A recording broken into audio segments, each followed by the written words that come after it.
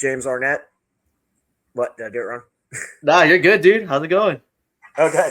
Oh, I'm James Arnett. I was in the Army for about 10 years, from uh, June 2001 until May 2011. So just shy of 10. Uh, Dang, dude. Graduated in 2011.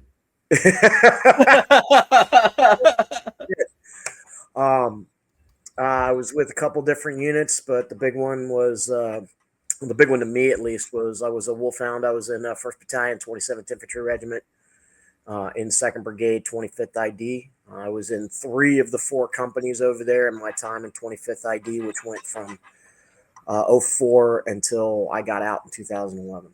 Um, so I had a good chunk of time there because of striker litigation and sustainment.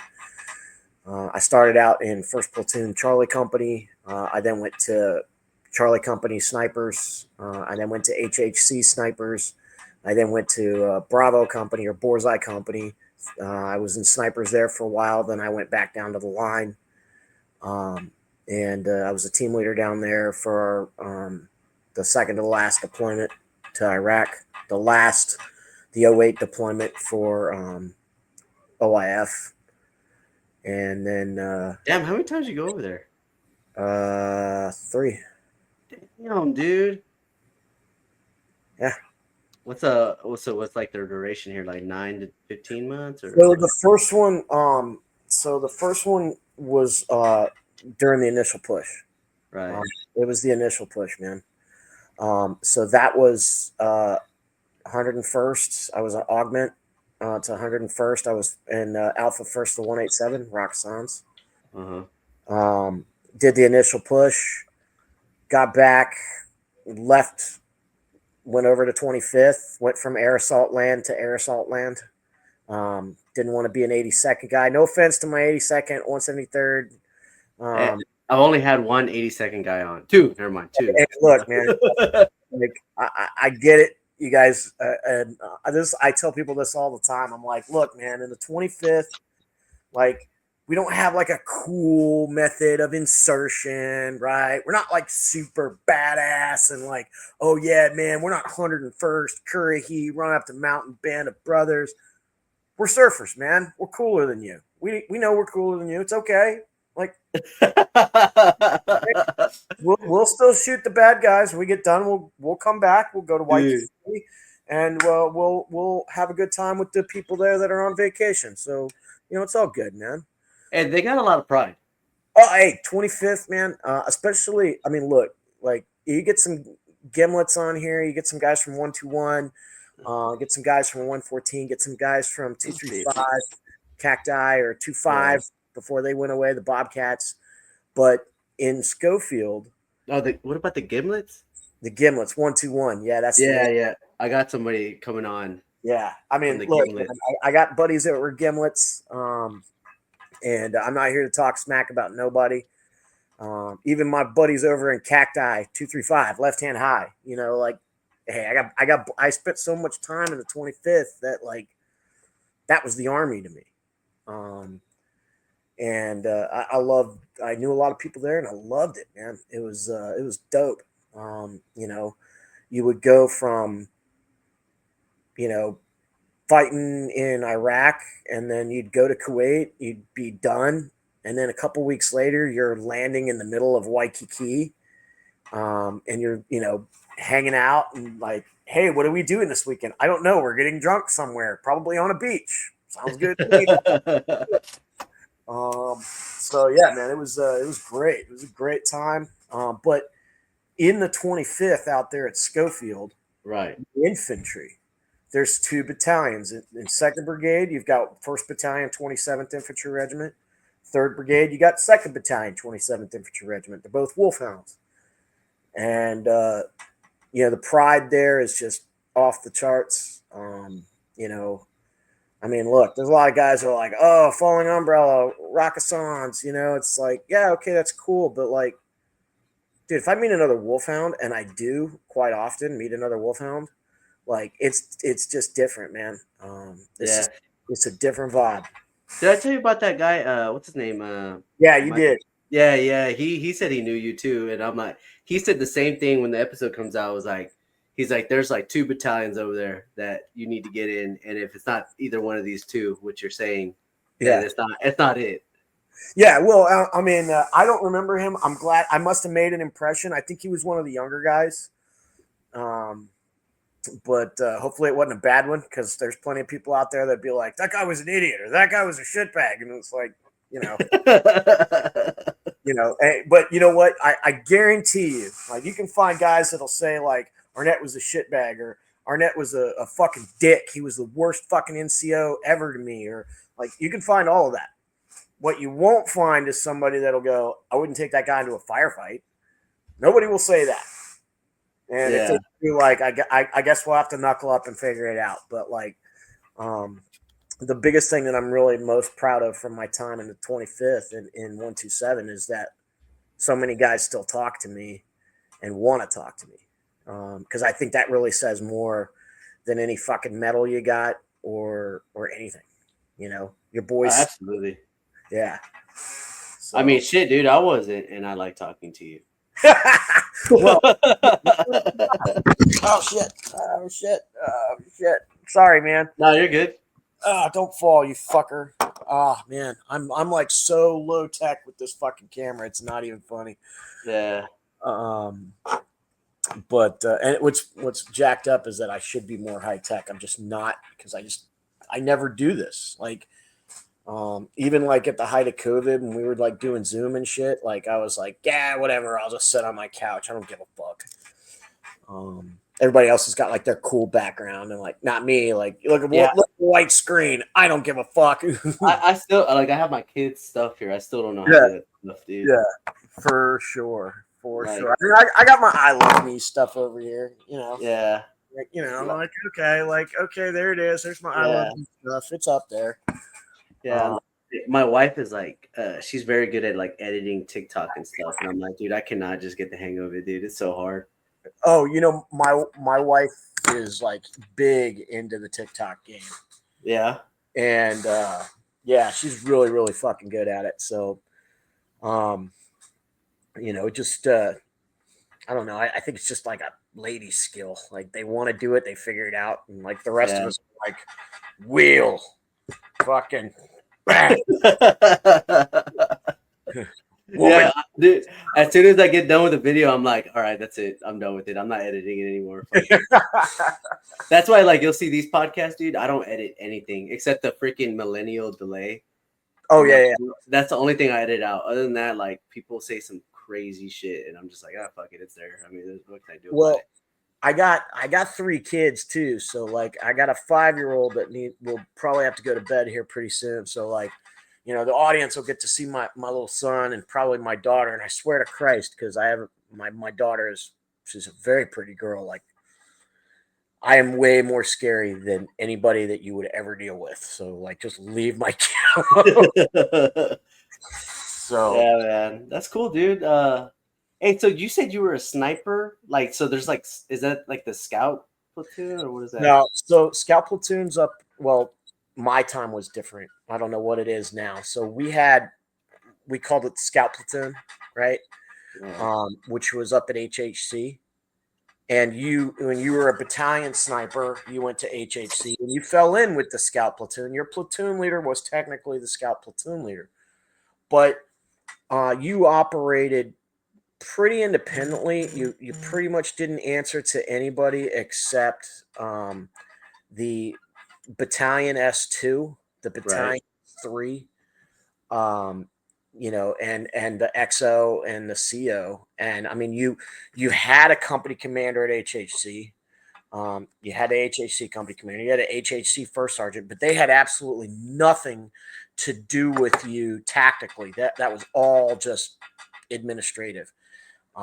So the guy that was in charge of the headquarters sniper section was Sergeant Devin Dove. And he is an absolute rock star. He's a badass. Really, really great guy. Went to the Marine Sniper School before I did. And is just one of those dudes that, like, man, he fucking loves talking about sniper stuff, and he was really fucking good at it. And Yeah. the Marine Corps, kind of taught us different. Like snipers are, when you go to the Army school, you're a sniper. When you go to the Marine school, you're a scout sniper. Reconnaissance is a major part of your job. So, um, Devin and I, we operated a lot that way. And he and I were both in Charlie Company together. He was in second platoon. I want to say he was in second platoon, and I was in first platoon. And then he went to HHC, and then I left Charlie Company and went to HHC with them, and then moved back down to Borzai Company, Bravo Company. And as a company sniper, your job is really, you work for the first, and you really work for the company commander. Yeah. Nobody really tells you what to do. You have a platoon sergeant, you have a platoon leader. But those people are only there to go, yep, he's here, he's alive. When you're in garrison, and sign paperwork that you need signed for like leave and shit. Yeah.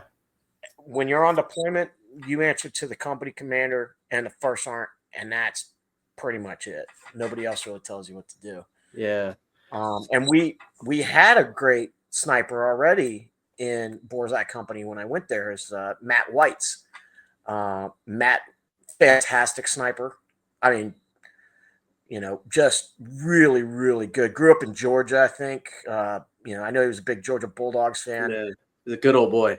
Yeah, I mean, loved to shoot, loved to hunt, really good in the bush. And I mean, to be honest with you, like, I kind of read the tea leaves. I kind of realized that, like, it's getting into 2008, right? But that was when we were going to do our deployment. And for anybody watching, I mean, I'll kind of go through it, but like, we got back from the Iraq deployment, or they did. The Second Brigade got back from the Iraq deployment, the 0405 deployment in early 05. I want to say like March 05. Might have Man. been, yeah, had to You have were been. the surge, dude. Yeah. So Oh you my think, God. right? So you think like, okay, 05, you do the math, 18-month workup, Yeah. all the way to NTC. You guys should be leaving around early 07. Well, how the fuck are you on a deployment in 08? And how the fuck have you spent so much time in Hawaii? Well, the reason why was because we got strikers. Well, we were supposed to get strikers. But because we were in Hawaii, the Hawaiians did not want us to drive. I'm not making this up, man. You can go find it. They did not want us driving our strikers into Makua Valley and crush endangered snails. I'm not even fucking lying. So they did an injunction and they took the army to court. Okay. And that Uh-huh. lasted a long fucking time. So you can imagine we got a unit that's getting ready to go, but they can't train on the equipment that they're going to go with. Yeah. We can't just keep them here. Well, what are we going to do? Well, we either got to, we can't, we, because we didn't have orders to Iraq because they couldn't give us any, they couldn't stop loss anybody. So they were like, okay, if you don't sign up to extend to stay with the lifetime of the Striker Brigade, you got to go across the street and you'll go to 227. You'll go to 3rd Brigade and you'll deploy with them. Or you can extend and you can stay with 2nd Brigade. So I thought extending was a good idea. I didn't realize how long it was going to take. By the time we got, and it's really funny how this happened. We were on Schofield Barracks, which for anybody that doesn't know is smack dab in the middle of Oahu. The Army, I had a sergeant major that used to say, like, how the Army decides where to live? They look around and go, this place sucks. Let's fucking live here. In Hawaii, and you find the absolute worst place with the worst terrain, with the worst weather. Right. Fucking Army. Go Army. So we're in the middle, smack dab in the middle of the island, and we're just dealing with it. And then all of a sudden, man, I started seeing a lot more Australians. Like, and if you've ever seen like any of our partner forces, they wear different camouflage, they have different lapel shit, they're fucking ranks. Like, you're looking at this guy, like, do I salute this person? I don't fucking know. That's like 3 arrows down and a fucking crown with a rifle. I'm throwing up a salute. I don't fucking know, man. Or then you don't throw one up and you're like, that was a fucking lieutenant colonel. And you're like, fuck, man. I don't know. It's a wizard to me. I don't have. So, but I started seeing a lot more Australians to the point that I could tell that they were Australians and what I was starting to be able to tell what their ranks were. That's when Australians were starting to be on Schofield. So, well, it turned out that basically the Australians were like, hey, man, we got this whole fucking desert out here that we do not give a fuck about. You can blow the shit out of it. We don't care. So if you want to take those striker guys and take them down to Australia, that'd be dope. You could do that. Yeah. And they were like, they were thinking about it. They were like, move all of 2nd Brigade to Australia. Forward deploy 2nd Brigade to Australia. And that's what was going through everybody's mind, right? Well, when that happened, they were like, well, do we move division headquarters or not? And so they're like, well, now there's only 1 brigade here. Well, what do we do? Do we leave 3rd Brigade? Because this is Schofield Barracks is made for 2 brigades. So there was like all of that going on. Well, the Marine Corps had the exact same problem that we did because they're out there too. The Marine Corps had all their Amtraks and everything else. And they're like, hey, we'd really like a desert to blow the shit out of. That would be dope. We don't have a NIF. We've only got 29 stumps. Give us another desert. So the Marine Corps was like, well, if you're going to take the Army, you might as well take the Marines. Okay. And then they were like, well, okay. So the Marine Corps was like thinking about tagging along. And well, if the Marine Corps goes, then that means that the Navy's got to go. Right. The Navy was like, well, wait a second. We could put some ships down there. And then finally, the Air Force, I guess they got off their fucking golf course. I don't know what the fuck they did. Well, we could put a squadron down there of some logistic support, some C-17s, maybe some fighters. It'd be cool. It'd be dope. And then the Hawaiians realized that everybody in Hawaii that was in the military, a good 2/3 of them were going to leave if this striker litigation didn't go away. And magic. Money. And dude, it was gone. It was like, done. Your vehicles are on the island. You're ready to train. It was so fast. It literally went from like, we're sitting around cleaning weapons, doing glass houses every day to like, get your asses down to the motor pool and go sign for your fucking vehicles. It was wild. It was wild. And we started training like banshees. But that lead up time where we didn't have anything to do but like shoot and ruck march and do battle drill 3 and do battle drill 6 and do battle drill 1 alpha. And, we were practicing all the time at like skill sets that we were going to need. And so we were really just a light unit that didn't know it had mechanized vehicles. So like, and I mean, it was so bad that when we got to NTC, it was like, we were literally using the strikers like LMTVs. Like we weren't using FPCB2. We weren't really using the RWS. We weren't using any of the sophisticated systems that were in it because we were like, just get us to the fight. We'll get off this fucking thing and we'll go kill them. I mean, like we got our asses chewed for that at NTC, and they were like, you guys got to start, using the drones, using the robots, using the FBCB2, use the tech. And then we did, and we got good at it. But by that point, man, I had started to see, to kind of round it back out, I had started to see that like the surge had happened. My dad was a lieutenant colonel in the Army. The surge had happened. The kinetic shit was changing. It wasn't going to be as much like, hey, we're going to fight in Ramadi. We're going to fight in Fallujah. We're going to fight in Najaf. We're going to fight in, wherever. It was much more of like patrols, hits, things like that. And sniper's a great job if you have sniper shit to do. But patrols and hits don't really require snipers. Not conventional forces. Right. So for me, and plus at the time, I mean, like I said, White's was great. He didn't need me. He didn't even really want me. They don't blame him. So it was very easy to just go, hey, I'll go back down to the line. And so I did. And I got down there to 3rd Platoon a couple of months before we deployed. Damn. So, like, what made you want to do the sniper thing first, dude? So I was in 127. We called it STARS, Soldiers Totally Against Ranger School. Okay. And here's why. I had already led troops in. I mean, Ranger School, great school, but it's a leadership school. Okay. And my buddy Greg Leach, who ended up in Delta Force, he said it best. He goes, Jimmy, there's nothing harder to lead than a grunt that's tired and hungry. Okay, fair enough. Well, guess what I had already done? I had already led troops in combat that were tired and hungry in real combat, not like fake combat, not like RIs throwing artisans at you. Like, no, like two-way live fire, bro.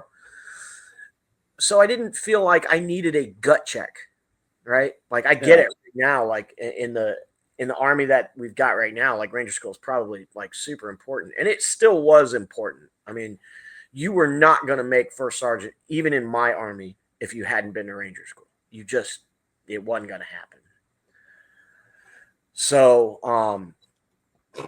but I just didn't want to go. I was like, I don't need a gut check, man.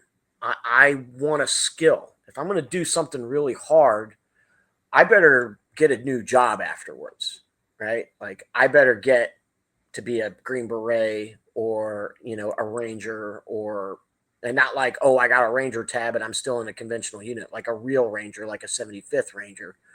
Yeah. So I didn't want to go.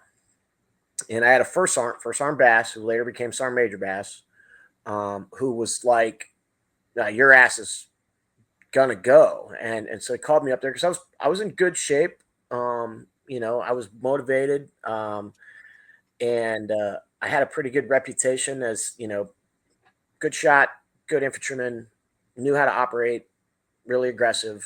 And my best friend, who was Greg Leach, was a fucking stud. He was the top guy in the battalion. There's no question about it. He was the top guy in the battalion at his rank at E5. He was the best E5 in the battalion. And that was my best friend, the guy I lived off post with. So I kind of rode his coattails just a little bit. And I mean, the guy ended up in Delta Force. So that tells you how good he actually was. So I went to First Sergeant Bass, and he's like, Arnett, I want to send you to Ranger School. And I said, First Sergeant, I really don't want to go, And I said, look, I know I'm making a mistake here saying it this way because you want everybody to be a Ranger. But if you're going to send me to a school, let me bring something back to the company. You already know I can lead troops. You don't need me to have a Ranger tab. If you're going to if you want to send me to do something, we need 3 snipers. I want to be one of those guys. And he said, and he made me a deal. He says, I'll tell you what. He says, you just got put, I just got moved from the machine gunner. I was on a gun team. I got moved from machine gun to an AG, right? Which is basically a team leader, at least the way we ran it. The AG is controlling rates and sectors of fire. He's the one who's calling targets. He's the one who's, setting the tripod up, getting you squared away, orienting you on the target, making the range cards, all of that. So we had to go to NTC to help 3rd Brigade get ready to go on deployment. And we were going to play OPFOR out there at NTC. But while we were out at NTC, we were also going to go do live fire, platoon live fire. So he's like, look, I'll make you a deal. You kick ass as a fucking machine gunner, as a machine gun AG, and I'll let you go to sniper school. But if you, it was kind of like one of those Maverick things. Like you fuck up this much, you'll be riding a cargo plane full of rubber dog shit out of Hong Kong. So, I mean, it was very much like make or break. And we kicked ass, man. We first platoon, man. It was fucking really. It was a really good platoon. This first platoon, Charlie Company. We went out there. They made us go do live fire in the middle of goddamn June in the desert wearing fucking BDUs. like it was hot, man. It was hot. And we fucking whooped ass, especially at night live fire. And which is, I mean, if you've ever done a night platoon attack live fire, yeah, I mean, it's it's serious business, right? Yeah, and it's the smoke show. Yeah, so like you fuck it up, like hey man, at the very least everybody's gonna know about it. At the worst, somebody's gonna fucking die. So don't fuck it up. Yeah. And First Armed Bass stood right behind me in my support by fire position, right fucking behind me. And I mean, and this is a funny story. So we're going through blanks. We're going through blank live fire because you do in the daytime you go dry blank live, and then at night you did blank and then live. And I want to say it was blanks. I'm positive it was blanks because our machine gun, our 240, would run on real ammo. But if you stick fucking blanks in that thing, it would fire like 3 rounds and jam. Right? I mean, we tried everything, man. We jammed cigarette butts down the end of the barrel. I mean, like we tightened that thing on with a Gerber. We had the discriminator on perfect. And I mean, like it just didn't want to. It just didn't like blanks for whatever reason. It just didn't like them. It wouldn't cycle. I tried fucking with the gas regulator on that thing. I did everything. Yeah, to get it to run. So we're going through blank live fire, and I'm sitting there, and we're in this little piece of micro terrain. We're looking down at this village, and you never initiate an ambush or an attack with an open bolt weapon, right? Because it'll go ka-chunk. Well, they wanted us to. They were like, "Hey, this is an admin thing. We know we're not really going to do this in real life, but you guys are going to start the attack." Well, this is why you don't initiate an attack or an ambush with an open bolt weapon. And for those that don't know, that means that when you pull the trigger, the bolt goes forward and fires the weapon, like a machine gun, like a saw or a 240. Well, I'm the alpha team. I'm gun number 1. I'm supposed to initiate the attack, and my gunner, Robbie, pulls the fucking trigger, and it goes ka-chunk and won't fire. Started this fucking platoon attack with a ka-chunk. Now remember, I got a lot riding on this, and I mean it was like, oh my god, and so immediately I'm like, cycle it and try it again. So he, puts a blank burst down. But I'm like, fuck. Okay, so I'm already like on like edge, right? We didn't have enough blank belt fed to do like what you would normally do, which in an attack you'd be at rapid, you'd bring it down to sustained, and then you kind of move it up and down. Right, you'd be like, 3 to 5 round burst, 3 to 5 round burst, 6 to 9 round burst, 6 to 9 round burst. You know what I mean? Yeah, kind of going up and down. So we were just doing 3 round bursts, just da da da, da da da, talking to guns, da da da, da da da, da da da. And got to our turn, and he got 1 round out, dunk, and it fucking, worst fucking jam I had ever seen. I had never seen a jam like this. It had bananaed open inside. Oh damn! Inside the barrel. And remember, it's night. We're under nods. There's no white light. You can't red light it. You got to do this by feel or night vision. Figure it the fuck out. And this is by the way, this is before the fucking miniseries The Pacific came out. So like I didn't get this from the Pacific, okay? We couldn't figure it out. And like First Armed Bass, again, he's right behind me. He's watching everything that I do. Mm-hmm. And he's like, Arnett, get that fucking gun up. get that fucking gun up. And I went, First Sergeant, I am doing the best I can. And it came out of my mouth before like I even like realized what was going on. And then the next thing I know, he had turned me whole body around. I was laying in a prone doing this. He had turned me completely around, had me by the sides of my helmet, and went, Arnett, I don't want your fucking excuses. Get the goddamn gun running. Roger, First Sergeant, doing it now. So I go in there, I whip out my Gerber. I try to get in there with the Gerber claw, can't do it. Pull out the knife, and I pull it out, right? Don't know how I thought to do that. Didn't see it anywhere. Just figured like there's got to be a little of it out. If I can just get my knife around underneath the lip, I can pull it out. So I pull it out, fling it. I charged the gun, and I went, tap my gun, and I'm like, fired up. And off we go. About that time, I look over and I see the first squad assault element fire their star cluster to let us know that they are. The star cluster for us was not, hey, we're in the assault, shift fire. The star cluster said, we are assaulting. Shift your fucking fire. Right? It wasn't, They weren't like waiting for us to respond. They just knew we would shift. So as soon as I saw it, I just yelled, shift fire right, shift fire right. Yelled it as loud as I could, shift fire right. And so we shift off. We go through the motions. We do the attack. We get to our LOA. We disengage. We do the whole thing. And the whole time I'm like, this is it. I am fucked. I am fucked. I am going to be the fucking Sergeant Major's driver. We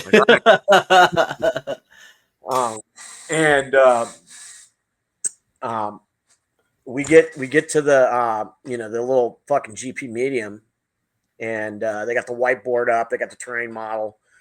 And we're going through the hot wash, and I'm like, I'm waiting. I'm just waiting. I'm kind of like hiding at the back, like trying not to be seen. Like maybe the First Sergeant will be too busy with everything else, that he won't remember the fucking machine gunner, decided to tell him I'm going as fast as I can. So, we get to the end, and I'm like, dodged a bullet. Didn't say my name. We're getting ready to walk out. And then they're like, going around the horn. So it's the OCs and the battalion operations officer, the company commander, the platoon leader, first sergeant, platoons, all the fucking bigwigs are around. And they're like, all right, key leaders, you guys got anything? And first sergeant goes, well, yeah, I got something. Where's Arnett at? And I'm like, oh, fuck. Here we go. So I like sheepishly kind of like right here for a sergeant, and he's like, hey, I just want to talk about this outstanding soldier right here. First of all, I watched him clear a fucking machine gun jam with a Gerber with no night vision or nothing, just did it by feel. And then this is the only time I've ever seen a fucking AG call the shift fire before the squad leader. So great job, Arnett. And I'm like, what is happening? So I couldn't believe it, man. I couldn't believe it. And I went back and I'm like, okay, not a fuck up, I guess. Yeah.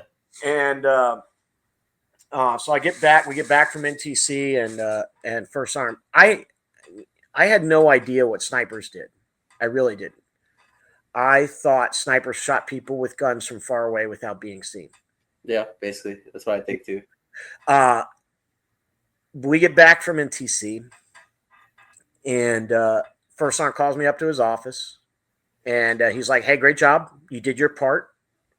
Don't ever let it be said that I don't take care of soldiers. And this is First Sergeant Bass, who later became Sergeant Major Bass of the 18th Airborne Corps. So, he's a stud. He's an absolute stud. And he was like, so you did your part, and I'm going to do mine. I'm going to send you to sniper school, but I'm sending you to the Marine school, not the Army school. And I was like, oh, you mean the one that's like 2 months longer and way harder? Thanks, First Sergeant. And he's like, look, I'm not doing it on purpose. It's just that there's a Marine school down at Kaneohe Bay and the Army school's at Fort Benning. It's cheaper to just send you down the street than it is to fly you back to Fort Benning. Right. And, because, a company has a school's budget. That includes like BAH and BAS and everything else. So it just made more sense to send me to the Marine School. It was not because I was a badass. It was just fucking money. Okay. Mm-hmm. So I go down to the Marine School and I learned very quickly snipers do a lot more shit than just shoot people from far away without being seen. That is something that they can do. And it is what they are most known for. And it is one of the ways that they have an effect on the battlefield. But the reality is that your ability to approach undetected, observe unseen, observe with your high-powered optics, meticulous attention to detail, all of the things that make a good sniper also make you a good reconnaissance element. That's why in the Marine Corps you are a scout sniper. Your reconnaissance first. Yeah. And so they spent a lot of time teaching us to do recon. They spent a lot of time teaching us to be sneaky. We had to learn to be sneaky. We had to learn to camouflage ourselves. We had to learn to detect enemy camouflage. We had to learn to call for fire. We had to learn to call for close air support. We had to learn to integrate. And the culmination exercise at sniper school when I went, you briefed the commander of regimental schools, who was a full bird fucking colonel, an infantry full bird colonel in the Marine Corps. You're an Army guy. You're going to brief this motherfucker. And he's going to ask you some really pointed questions, and you better have fucking answers. You better understand his scheme of maneuver. You better understand your mission. You better understand the commander's intent. You better understand your operating environment. And so by the time I came out of sniper school, I was a fucking true believer that the answer to every problem was a sniper. Doesn't matter what it is. A sniper can fix it, and it was a great time, man. So just like everybody else, I thought I knew what being a sniper was. And then when I actually got to do it, I fell in love with all of the other things that don't make snipers movies. Yeah. Damn. So, I know. So I know, like I'm like the best interview ever. No, I know. I'm just like, I've never heard of an Army guy going to the Marine sniper course, and I'm trying to figure out like what's the major difference. I really don't know anybody that's done the difference. The difference is, first of all, it's doctrinal. The Marine Corps does not have the ass that the Army does. Okay. So if the Marine Corps does not travel in a brigade. Okay. Like they don't go like a brigade like we do. They normally will run around in MEUs or MEFs, right? A MEU is like a Maritime Expeditionary Force, which I think is a battalion, and Maritime Expeditionary Unit, which I think is, I think it's like I have to look, but it's like, it's pretty small. Okay. Normally they're rolling around with a battalion. They're rolling around with like a company of artillery. This is what goes on the ship. Okay. So they'll have an infantry battalion. They'll have a helicopter, part of a helicopter close air support squadron. They'll have another helicopter troop lift squadron. They'll have some Amtraks to get them to shore. They'll have like a company or a battery of artillery. They'll have like a squadron of Harriers, and that's it. That's what they're going to war with, right? So when they get on the ground, they got a lot of options, but they don't have a lot of ass. And by ass, I mean like troops on the ground. Yeah. So they have to mitigate that with a couple of things. They do that with firepower and aggression, but they also mitigate it by reconnaissance and the application of precise violence. And that's where snipers really come in, because they are out in front of the forward line of troops looking for the enemy, calling for fire, calling for close air support, shooting officers in the face, moving away, reducing the enemy off the battlefield, making their freedom of movement much, much harder. So by the time they do get to the forward line of troops and they actually engage that Marine Corps rifleman, like their life has already been really bad. And now they're getting attacked by a fucking angry Lance Corporal. So the Army utilizes a sniper like support by fire. they don't really use the reconnaissance role. I mean, you can, and sometimes you do, but more often than not, your Overwatch support by fire, you're basically like a very precise machine gun. That's Right. that's pretty much how the army uses you. Oh, okay. Hmm. Man, I And learned something new every day, man. I didn't. yeah, so, well, me and there were a few of us from Hawaii that went to that school. Devin Dove was one of the other ones. And we had like a little like mafia of like guys who had been to the Army school versus guys that had been to the Marine Corps school. And the guys that had been to the Marine Corps school were tactically more savvy. They were tactically more aggressive. I mean, really aggressive. And we're like beating the war drum on give us a mission, send us out forward, let us go forward to the forward line of troops. We don't need fucking support. We can go out there and we'll get it done for you, sir. Just give us intent. We'll fucking knock it out. Yeah. And the army was very, very risk averse when it came to sending you out in 3 and 4 man teams. Like they Yeah. just didn't want to do it. Not in Iraq because by that time, like, dude, you fuck up.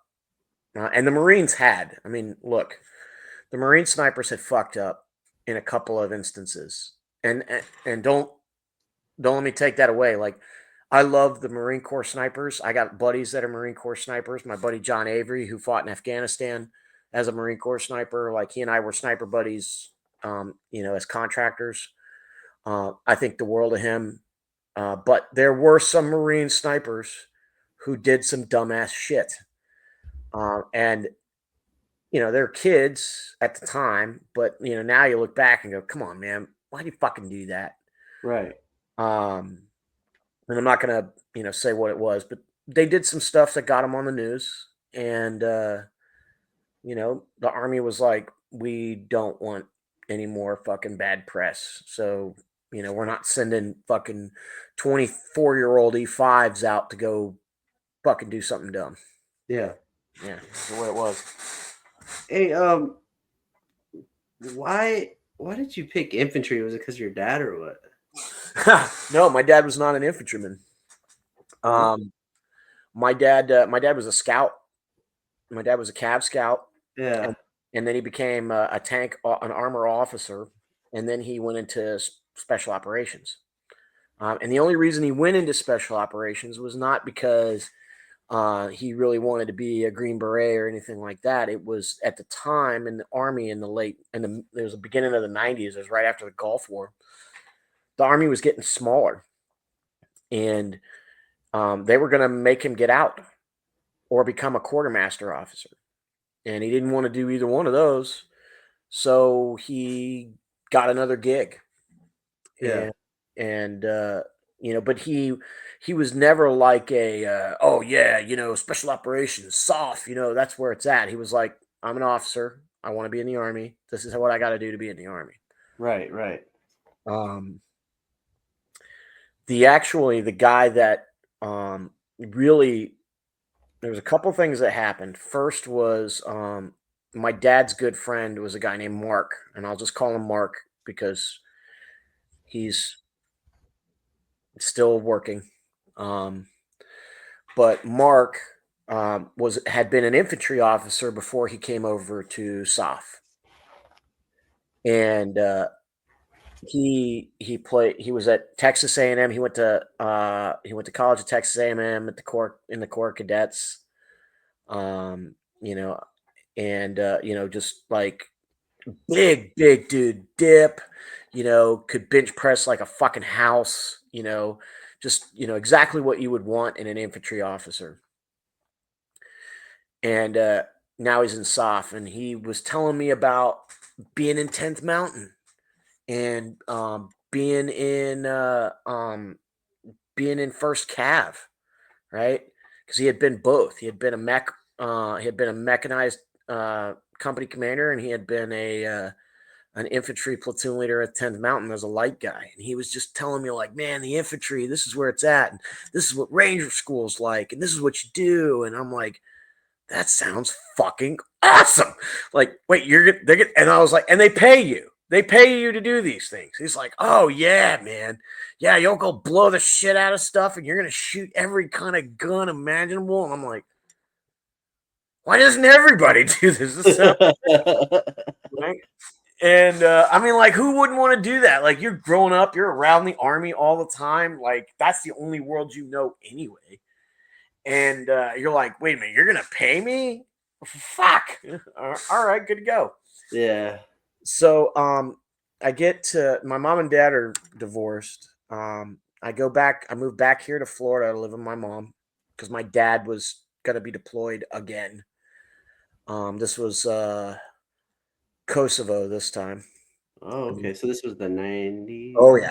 Yeah, yeah. So my dad had done a shitload of deployments. He was almost never home.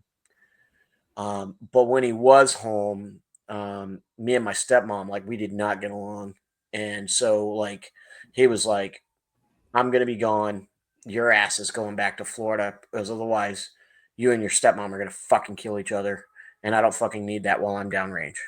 So Yes. I moved back with my mom back down here to Florida, to Tampa. And my mom, I had garnered kind of a reputation in school as a kid that fought a lot. I got into a lot of fights, mostly because I got picked on a lot. I mean, not because like I wanted to go out and fight or I had a chip on my shoulder. I was just kind of a dork, but I was a dork that would punch you in the face, right? Like, because I was the kid that was like walking around that like my dad wouldn't buy me like Jinko jeans and shit like that. Like, I had fucking High Waters and New Balance, and I looked like a dork, right? Right. But like I just wasn't afraid to go mix it up either. So my mom was like, hey, we're going to go to this church and we're going to homeschool you because I don't want you getting in trouble with the law, because I had already been put on probation. I had gotten into a fist fight in high school and I knocked a kid down a flight of stairs and fucked him up. I didn't mean to. Like, I mean, it wasn't like, oh, I got so angry. Yeah. I mean, it was literally like we got into a tussle right on the fucking stairwell. I punched him. He fell down the stairs and busted his head open. Yeah. So I'm already on probation. My mom's like, we're gonna put you in. We're gonna homeschool you. So we go to this fucking and now I'm away from the army, and I've been away from the army and immersed in church world. Yeah.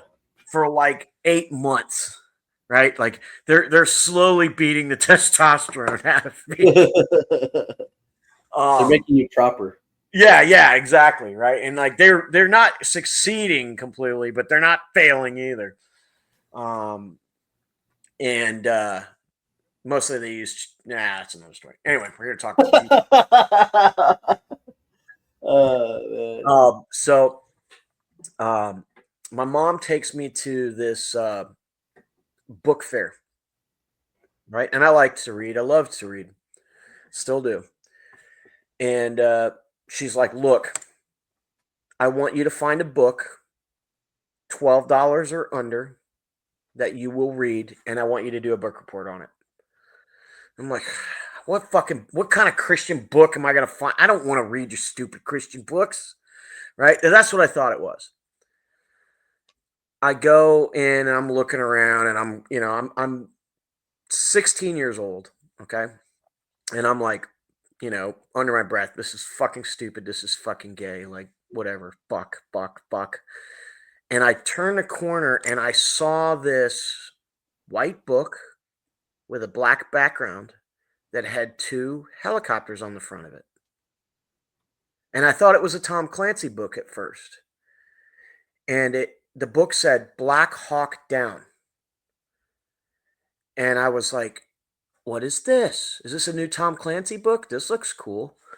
And so I picked it up and I read it, and I'm like reading the back jacket, and it's like the biggest firefight since Vietnam, Rangers and Delta Force. And I'm like, this is awesome. I want to read this book. Right? This is the book, Black Hawk Down. This is what I'm assuming you've seen the movie. Please tell me. Yeah, absolutely. I've seen the movie. Yeah, okay. Dude, you'd be surprised how many guys are like, I haven't seen Black Hawk Down. Like, Yeah, it's funny because I thought that's how the Army was when I joined, and that was like 20 fucking years later. So yeah. So I get this book Black Hawk Down, and I look in the back, and it's $14.95. Well, my mom said $12 or under, right? And so I'm like, okay, I got to figure out how to fucking spin this. So I go up to my mom and I'm like, Mom, I found the book. I want to read this book. I really, really want to read this book. And she's like, what's it about? And I was like, it's about the Army and it's about Rangers and the Delta Force. And I'll do 3 book reports on it. Like, please, like I'm going after it.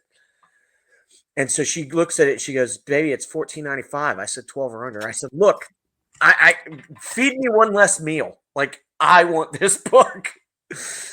And she's like, all right. So she buys it for me. And I read that book. I read Black Hawk Down in about 2 days. yeah, I mean, I just fucking went through that it's thing. engaging. Oh, yeah. And so, like, after that, I was like, I'm 16. I'm almost 17. I'm homeschooled. I'm going to graduate early. I'm going into the Army and I'm going into the infantry. Like, it was like, that's it. Like, there was nothing else. And I went in, I dropped all my paperwork off. I literally walked to the recruiting office right around the corner from where I lived. I walked in there with my birth certificate, my social security card, my diploma from the state of Florida as a homeschooled kid, all of my high school transcripts that I had, and I dropped it on the desk at the Army recruiter's office and said, when can I leave? That's literally what I said to him. I said, when can I leave? And he's like, hold on a second there, stud. Like, doesn't work that way.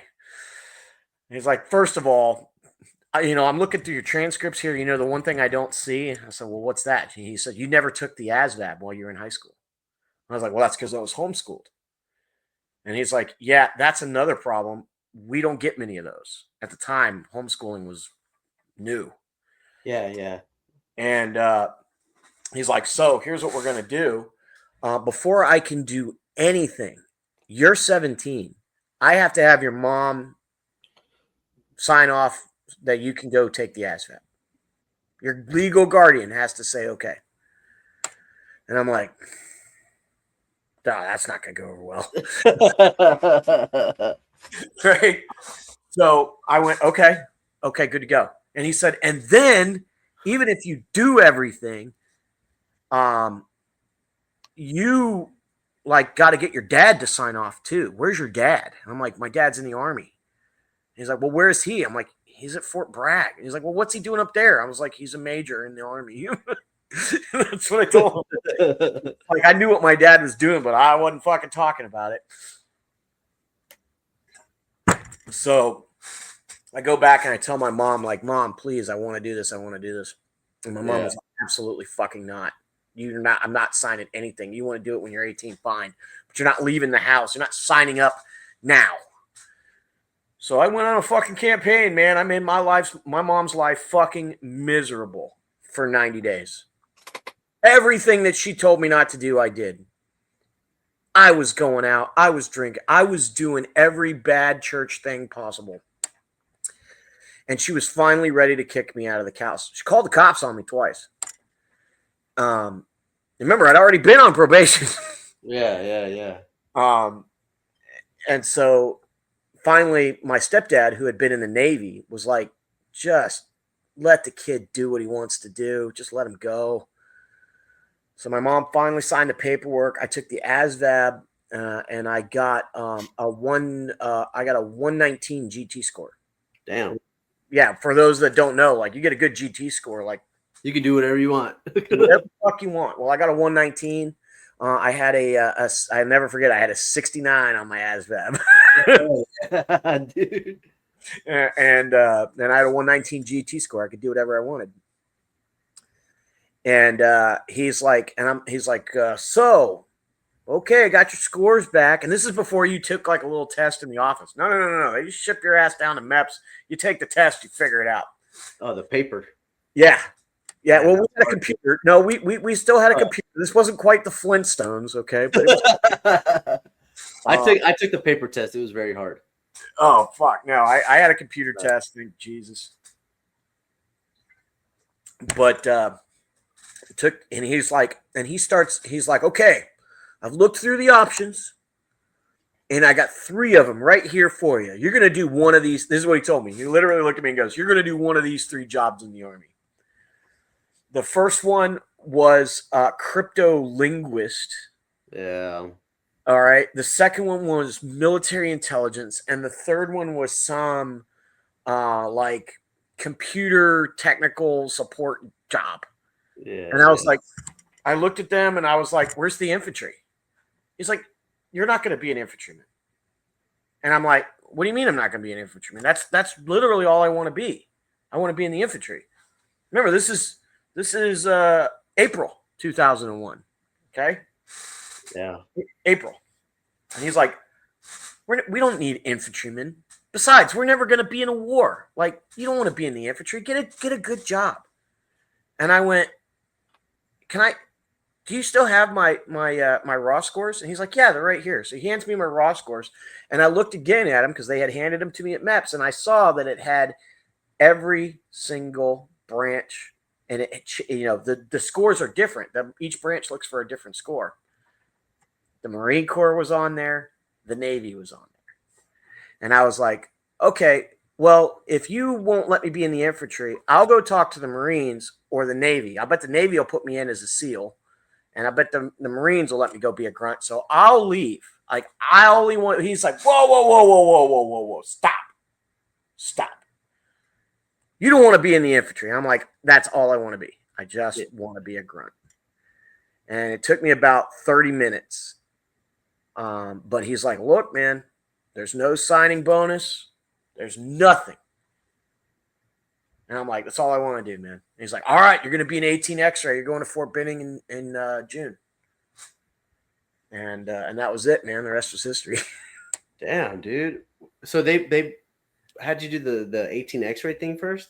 Not 18. I mean 11 X-ray. Oh, the 11 X-ray. Okay. 11 X-ray. My Well, bad. at least you got picked as the Bravo. You didn't get picked as the redheaded stepchild, right? Afterwards. No. And I was terrified of that because I knew the difference.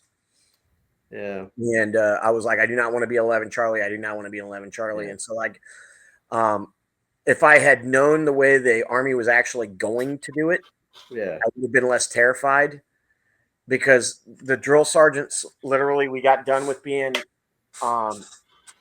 with basic training and AIT, and they literally just went, you, and you. Go over there. They picked like 6 guys. And I wasn't one of them. Ooh. And that was who became the 11 Charlies. That's fucked up. They all singled them out. Like they literally, like, they picked the 3 biggest dudes in the platoon. And they were like, you guys go over there. You're going to be 11 Charlies. Hey, were you in basic training when 9/11 happened? Yeah. Yeah, I was. Dude, what happened? Like, what was it like? So, we were going out to the moving target range. We're going out to the moving target range. And you had to road march out there, right? Right.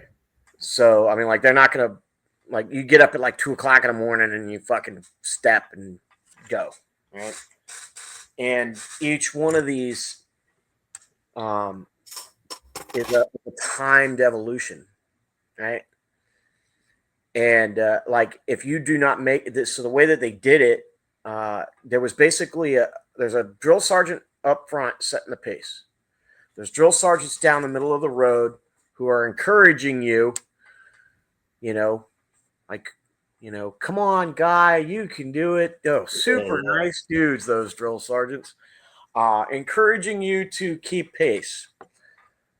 In a company of, like 400 of us, I mean, there was a shitload. It was summertime. It was all the new guys, coming out of, the National Guard and shit. Yeah. All the high schoolers, right? It was a huge company, 4 platoons. And then there was an LMT at the back. And normally there'd be a couple of pickups that would kind of work as like Casevac if somebody like rolled an ankle or something, or went down as a heat cat. Right. So there's a white pickup that's going between us. There's an LMT at the back that's setting the pace. And if the LMT passes you, you have to get in. If you have to get in for more than, if you have to get in twice, you get rolled back in training. Like, and you don't know where you're getting rolled back to. It's not like, oh, you're going back in training a week. Like, you might get inserted on like day 3, right? And you've already been you're in AIT now. Yeah. So it was a big deal. Like, you did not want to get fucked up. Right. So nobody's fucking passing me. Nobody. I'm passing people. And it's getting, sun's coming up, starting to get hot, muggy in Georgia. And I started noticing that the pickup truck was driving back and forth. The drill sergeants weren't carrying imbitters. They weren't carrying a PRC, 119. The pickup truck is just driving, and it's stopping at each drill sergeant. And it's stopping at each drill sergeant. It's driving to the back. Yeah. And then I noticed that the LMT had the first sergeant. Yeah. First was in the LMT. And the LMT is coming up behind me now. And I'm like, motherfucker, like I am not falling out. Like, I am passing everybody. And the first sergeant was just like shoving everybody away. Like, just get the fuck away. And was driving and stopping at every drill sergeant. And we didn't know why. So we finally get all the way to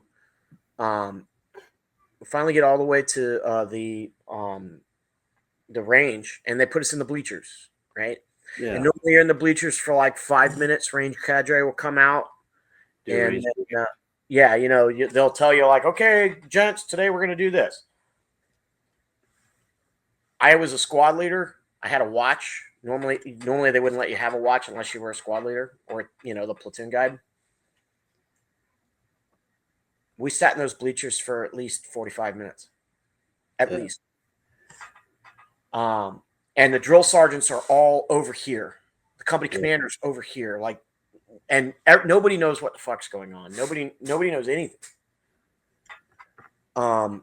And like some people are like, and somebody got killed on another machine gun range, like that's what's going on. Like, the recruit fucking rumor mill is flying. Yeah, PNN, dude. Yeah. And finally the first sergeant came up and he said, and of course he's like, Fox, I was in Fox 254, Fox on your feet. Everybody stands up, stand at attention. All right. If you have family members in New York City, and we had a lot of National Guard, we had a lot of nasty girls. Yeah. I want you to get out and make a formation over here. If you have family members that work in the Pentagon, I want you to get out and get in that same formation. Well, now the wheels are turning in my mind. I'm like, what the fuck?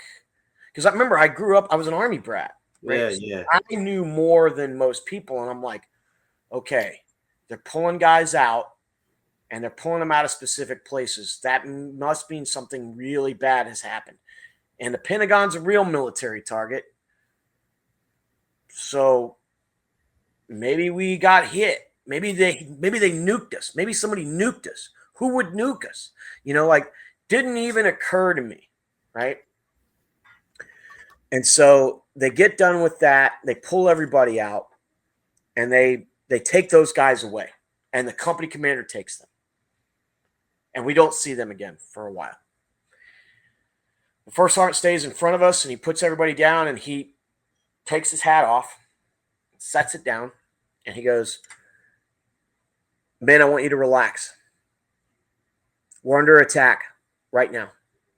He's like, "I'm not fucking with you. I'm not here to do anything else. Those men over there, the World Trade Center has been hit by 2 airplanes. The Pentagon, we think, has been hit. We think there's another one on the way to the White House. Right now, the entire base is locked down. So those guys are going to go back." And we didn't have cell phones at the time. Like, nobody had cell phones. Yeah. The only way you could call home was to get a phone card and go to a payphone that was outside the barracks, right? He's like, "So those guys are going to go back first, and they're going to call their families and find out if they're okay. You guys are going to wait here until we can get you transport back to the barracks, but the range is shut down today. We're not training. And we're like, okay. And that was all I knew. And that was all I knew for about 2.5 hours. We get in the cattle cars. They stuff us into the cattle cars. We drive back to Sand Hill. They put us in the room where we would do like, what do you call it? Fucking combat lifesaver and shit like that. They put us in there and they just turned on CNN. And it was blowing our minds, dude. Like, and because they kept playing the plane hitting over and over and over and over. And then, so the guys that went back first, they put them in the LMT and just drove them back. They had already gotten a call home. And so they were letting everybody else rotate through. And me and my buddy Finizio got our chance to go.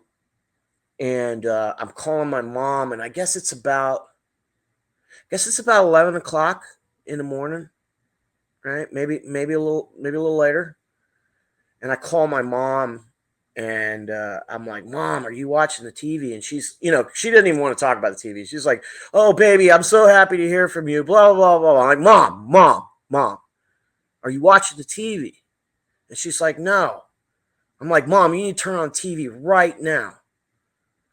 And she turns it on. I'll never forget. Like, she turns it on, and then there was like silence on the phone. And she goes, what does this mean? And I was like, I don't know, Mom, but I think we're going to war with somebody. And my buddy Finizio is right next to me. He's like, no, we're not. No, we're not. I'm like, bro, look at the fucking TV. Dude, we're about to get after it. And, dude, sure enough, man, the very next day was the first time I ever heard anybody say Afghanistan to me. You motherfuckers are going to Afghanistan. You better figure out how to do this. And the drill sergeants were like they had been assholes before. Like, they were on a whole nother level because they knew they weren't going to go, at least in their mind. And so, like, they were like super hard, and nobody complained after that. Nobody bitched, nobody whined, nothing, man. We just, like, it was like in that scene in Starship Troopers. Like, it's war. We're going to war. And I mean, like, we graduated, man. And off we went. Yeah. And it was wild, bro. Damn, dude.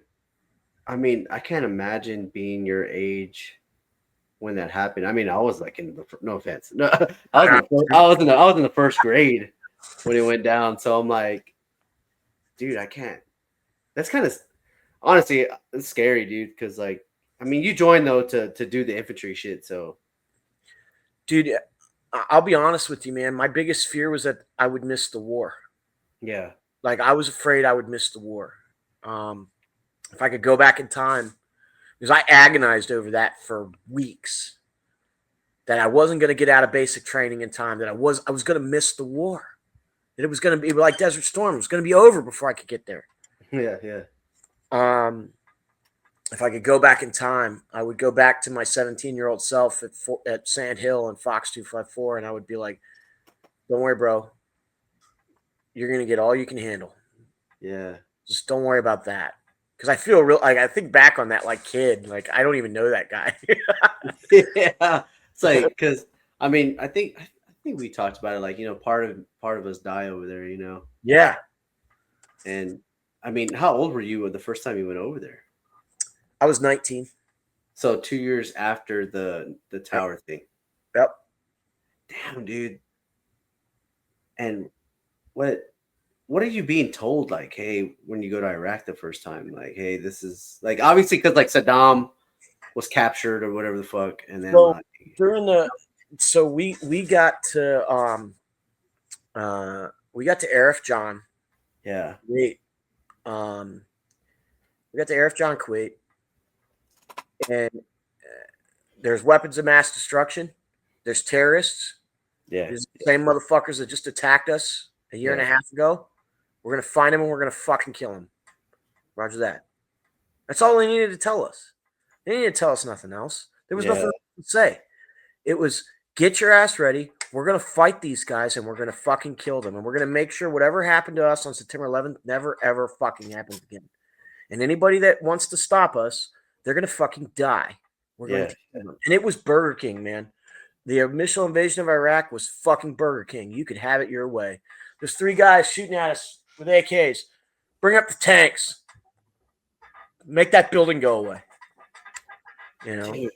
Yeah, it was wild, bro. It sounds like the Wild West, dude. Like, I can't imagine myself. The ROE compared to what we had later, the ROE was like non-existent. I mean, like, you know, you'll hear guys that like did the initial push and that's all they did. Are like, oh man, the ROE was so bad. Like, dude, compared to the ROE we had later, the rules of engagement for the initial push were like nothing. What is the first area you go to over there? What's that? What is the first area you go to over there? So we crossed the border. We did an air assault into an oil field to secure it. And then basically after that, we bounced. So if you look at the axis of advance, you have 3rd ID in the southern corridor. Yeah. You have 1st Marine Division in the north corridor, right? And they're going like straight towards Baghdad. You got the 173rd and SOF like jumping in the north. Well, between 1st Marine Division and 3rd ID was the 101st. And we were screening 3rd ID on the left flank. So that'd be the southern flank. And we were moving between the 2 of them. And we were kind of like rolling up the little towns as we went. You know, because they would just bypass shit. They would just be like, we're not stopping at this little fucking shit village. We're going around it. You guys, you can fucking deal with it. Yeah. And we got shot at a little bit. We had a pretty significant gunfight at the Baghdad International Airport. And we had a couple little gunfights. But compared to what I saw afterwards, it was fucking nothing. Yeah. Like I thought, like as a 19-year-old, I came back. I got my combat patch. I got my CIB, right? And I'm like, I've been to war now. You know, I'm a man. Dude, I hadn't seen shit. I had not seen shit. Right. To what I would see later. And especially like in Solder City, you know, like there's that word, man. Yeah. Everybody that I've had on, like Solder City is like, yeah. We'll get to that, won't we? Yeah. But yeah, man. We got done with that. Came back. I had already done my time in 101st. I came down on orders for the 25th. That's where I went. Yeah, and that first deployment was like a year? No, not even, bro. It was like, I mean, if you count the time we spent in Kuwait, it was like 10 months. Oh, wow. So that's like what the Doomer army was doing. Yeah. So we didn't know what was going on, man. And because we were the assault force, they pulled us back. Right. Right. So they basically like 4th ID was already ready to relieve us in place. Right. And so we pulled out piecemeal. We kind of like phased out by brigades and battalions. And we were out of there. We came back.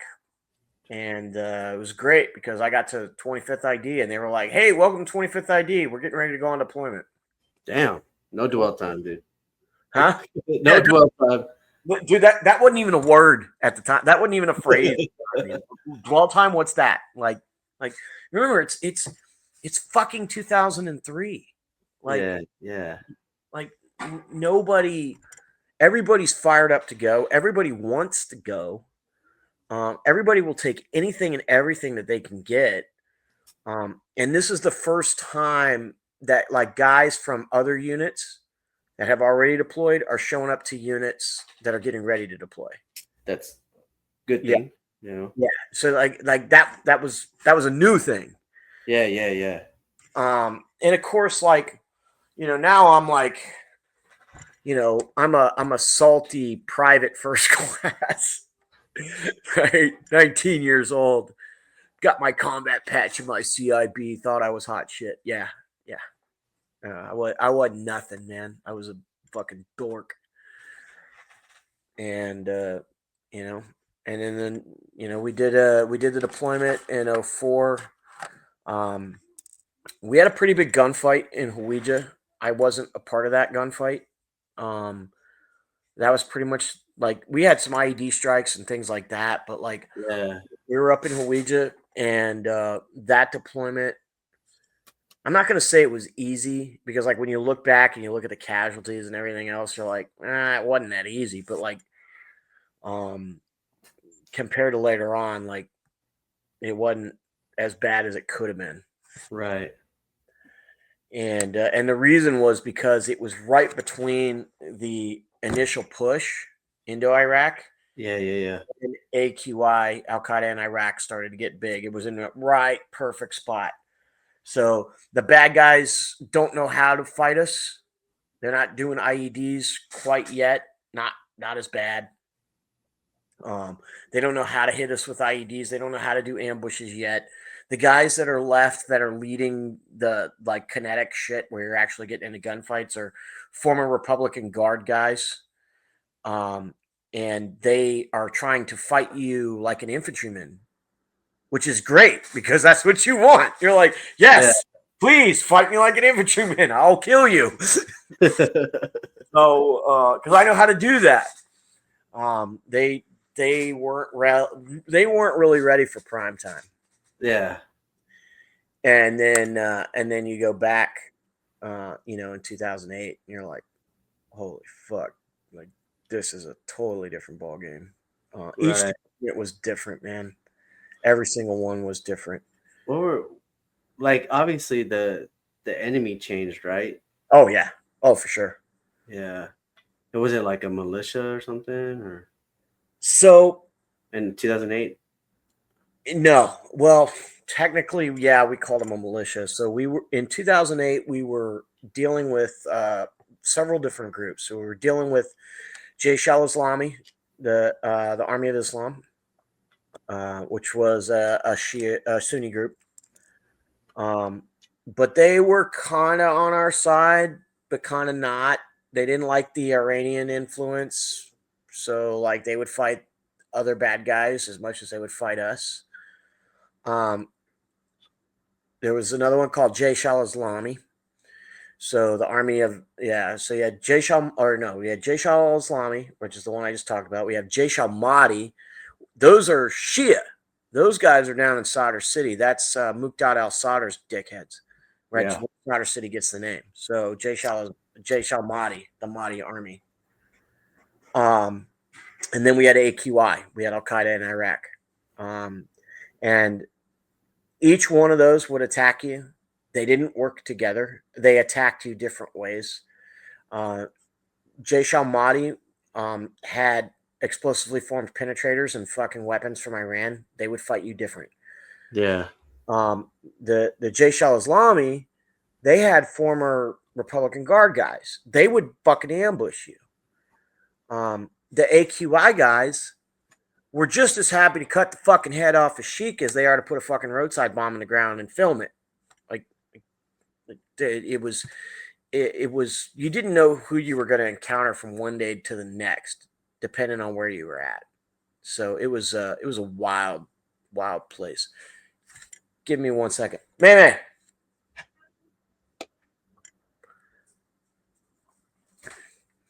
Hey, I need you to get the charger from my phone. It's over there.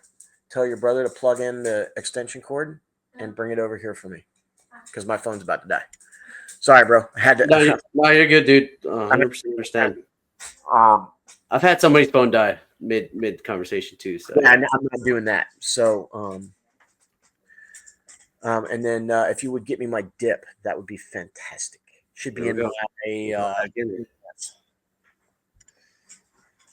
So, but yeah, you weren't really just fighting one enemy. You were fighting, depending on where you went. Like, if we go down to Sadr City, we're fighting the Mahdi army. It's a different Yeah. group of units with a different different tactics, techniques, and procedures, different weapons. Yeah. If you go up, to Taji, probably going to run into the Jay Shah Islami guys, and they'll probably fucking hit you with a roadside bomb or something else. You go out west of Taji, you might run into AQI, and they might just shoot at you because they can. Like it's just it was all different. Yeah. Damn, man. It's so wild, right? Like the time difference, right? Oh From yeah. from like 5 year difference, it's like a whole nother world. Oh yeah. I mean, if you talk to guys who, thank you, brother. If you talk to guys that that were in at different times and different places, they're going to tell you something a little bit different about. Sorry, I'm trying to get this No, you're stabilized. good. You're good. They're going to tell you something a little bit different about the enemy, right? Yeah. So, one of your listeners will be like, "Oh, well, this guy said the enemy was like this." Well, he wasn't lying, bro. The enemy exactly was like that at that time, at that place. Yeah. I may just have to hold this for a while I let it charge. Luckily, it charges fast. So, we were at the confluence, 25th ID, the 2nd Brigade. We were at the confluence of several major players, and at a really unique time in Iraq's history. And it, I say this now, like with the benefit of hindsight, but it was, I mean, it's true. It was a really, like, if you had to pick a time to be in Iraq where like you could walk through history and like you're going not just through a historic battle, but like the history of a country, it was that time. It was Yeah. that Yeah. 2007 to 2009. That was just a completely different and a completely unique time in history, and I'm really happy to have been there and had done it. Yeah, man. I know we talked about it before. I'm happy you're happy about it because I know we talked like, the conventional side. Don't get all this, the what's the word I'm looking for here? We don't really get our props. Yeah. Yeah, for sure. And dude, like you and I have, like I said, I have a friend that was in the initial invasion. I had a friend that you probably actually know one of them that was with the 101st and the triangle, right? And I'm just Oh like, yeah, damn, man. I'm like, you guys were just in it, dude. Like, and I had a few friends in the Korangal in Afghanistan. And I'm Yeah, just dude. like, My dude, hats like, off to all those guys that fought in the Kerngal. Like, yeah, I mean, like in the scope of the GWAT, like it's funny because my wife, who's in the Army now, she's like, anybody that fought in the GWAT from 2001 to 2011 is completely different, yes, right?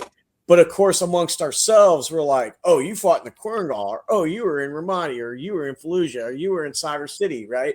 Like, yeah, it's like, oh, those are different dudes. And like, I yeah, mean, like to a man, like anybody that did a deployment in the Korangal between 2006 and 2011, like that place was a fucking nightmare. yeah, yeah. And then I had a friend. He was with 10th Mountain one day because I was in the Maywan province in Afghanistan. Like, Yeah. I don't know if you read that book, I, Lines of Kandahar and shit like oh, yeah. that. Oh, yeah. Yeah, so like those guys, like when I was getting ready with them, and I'm like, bro, we're a brand new striker unit, and we're going there, like we're gonna get our shit pushed in, dude. So, and it was rough, dude, and it was weird too because like it was like in 2012, like we're already getting to the back end of these things, you know. Yeah, man. I kind of saw the writing on the wall. Yeah, Um, I had been in an army that had done nothing but fight a war. right. I didn't know an army that didn't fight in a war. Yeah, And you can tell me I was lucky or unlucky. I would submit to you that I was unlucky because if I had known what garrison was like, I would have been more prepared for the things that eventually made me go, fuck this, I'm out. Because garrison and Yeah, it's just too extreme. It's It's hard. such an extreme to go from combat, like real combat, to like the petty tyrannies of garrison life with officers and in some cases NCOs who have never been downrange. Yeah. Um, And they're over here telling you like, oh, well, we're not gonna need all that anymore. oh, bro, I mean, like so, like I I was getting out, right? Like I was out, like I was done. What's like 2009, 2010, No, this is 2011. It's 11? Oh, 2011. yeah. Okay. And sorry, man, I'm trying. I gotta No, you're balance. good, bro. You're good. 2011. And I'm gonna be real with you. Like my wife is the real MVP of the deployments. Okay. Um, we were going through a pretty rough patch at the time. My Yeah. son was already born. My daughter was on the way. Um, and I was like hyper work focused.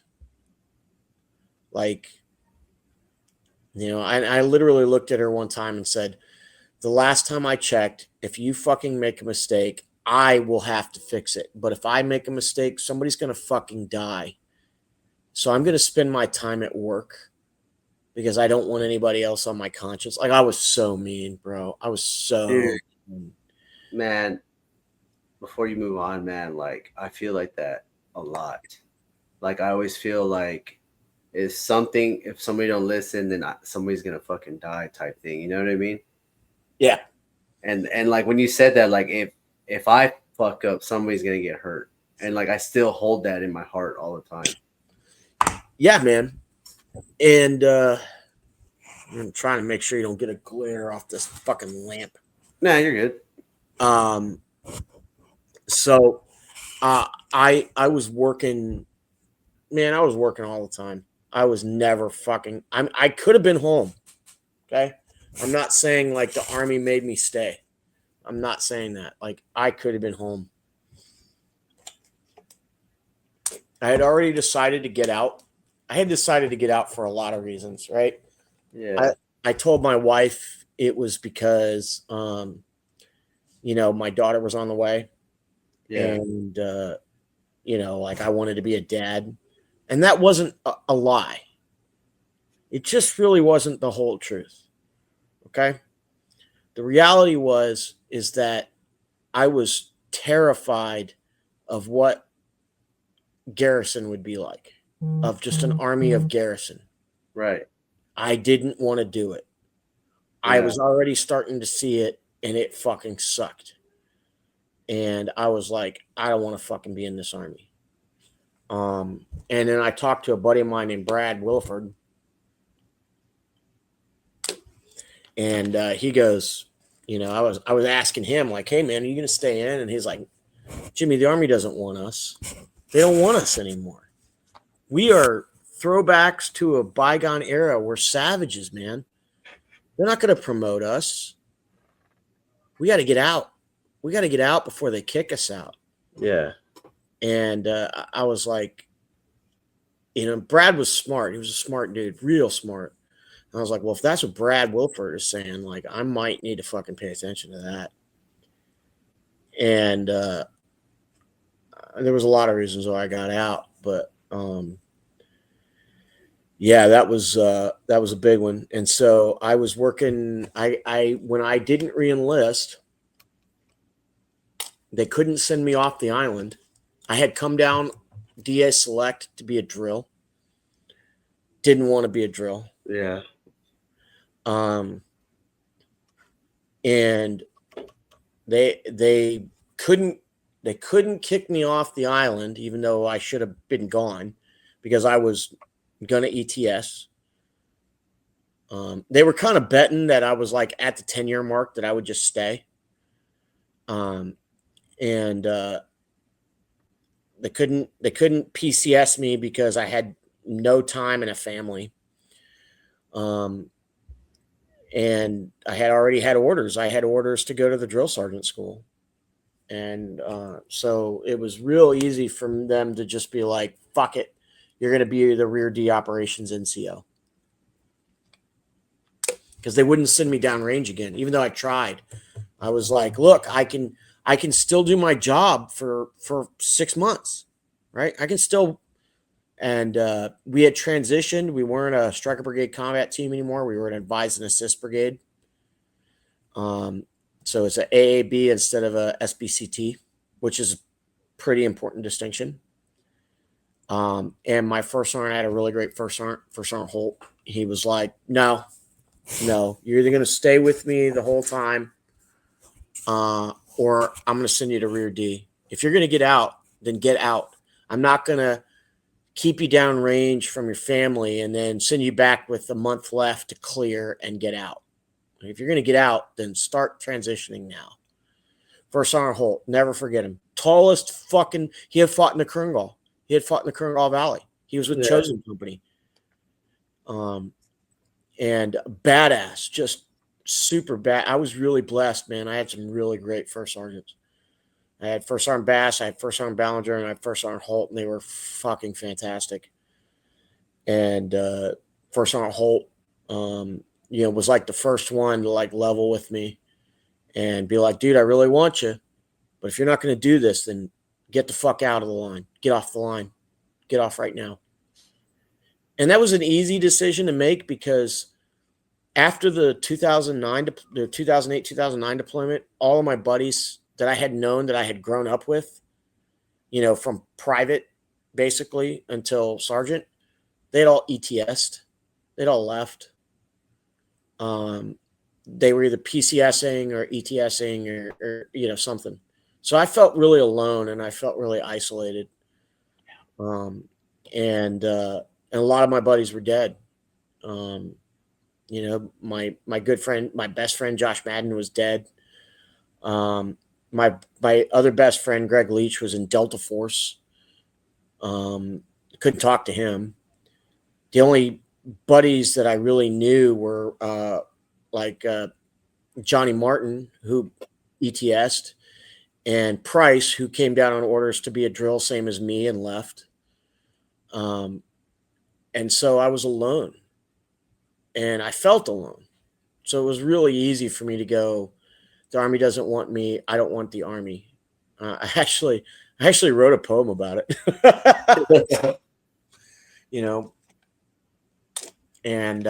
And so I was getting out and I was on rear detachment, and my rear detachment commander, who was a major, who was a fantastic guy, not an infantryman. I think he was a scout. I think he was an armor officer.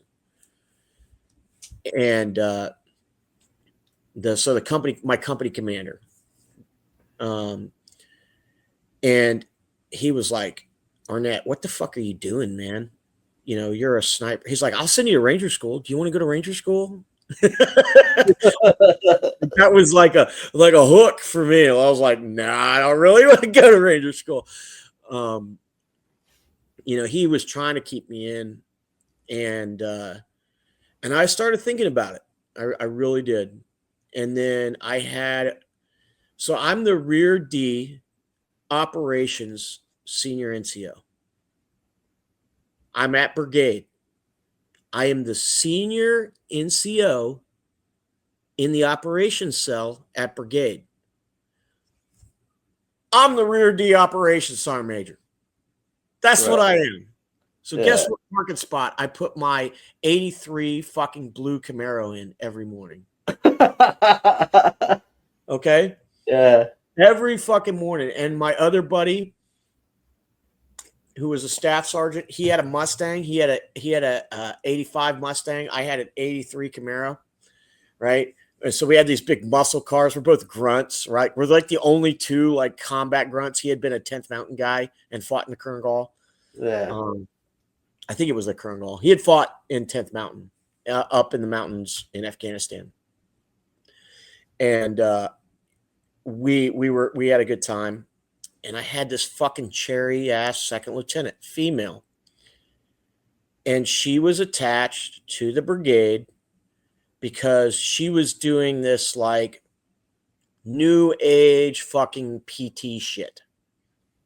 Okay, so it was like, yeah, we're going to do battle focused PT, but we're also going to do yoga and we're going to do nutrition and also shit. And I'm like, like I grew up in the old school army where like shark attack happened and like drill sergeants put their fucking hands on you.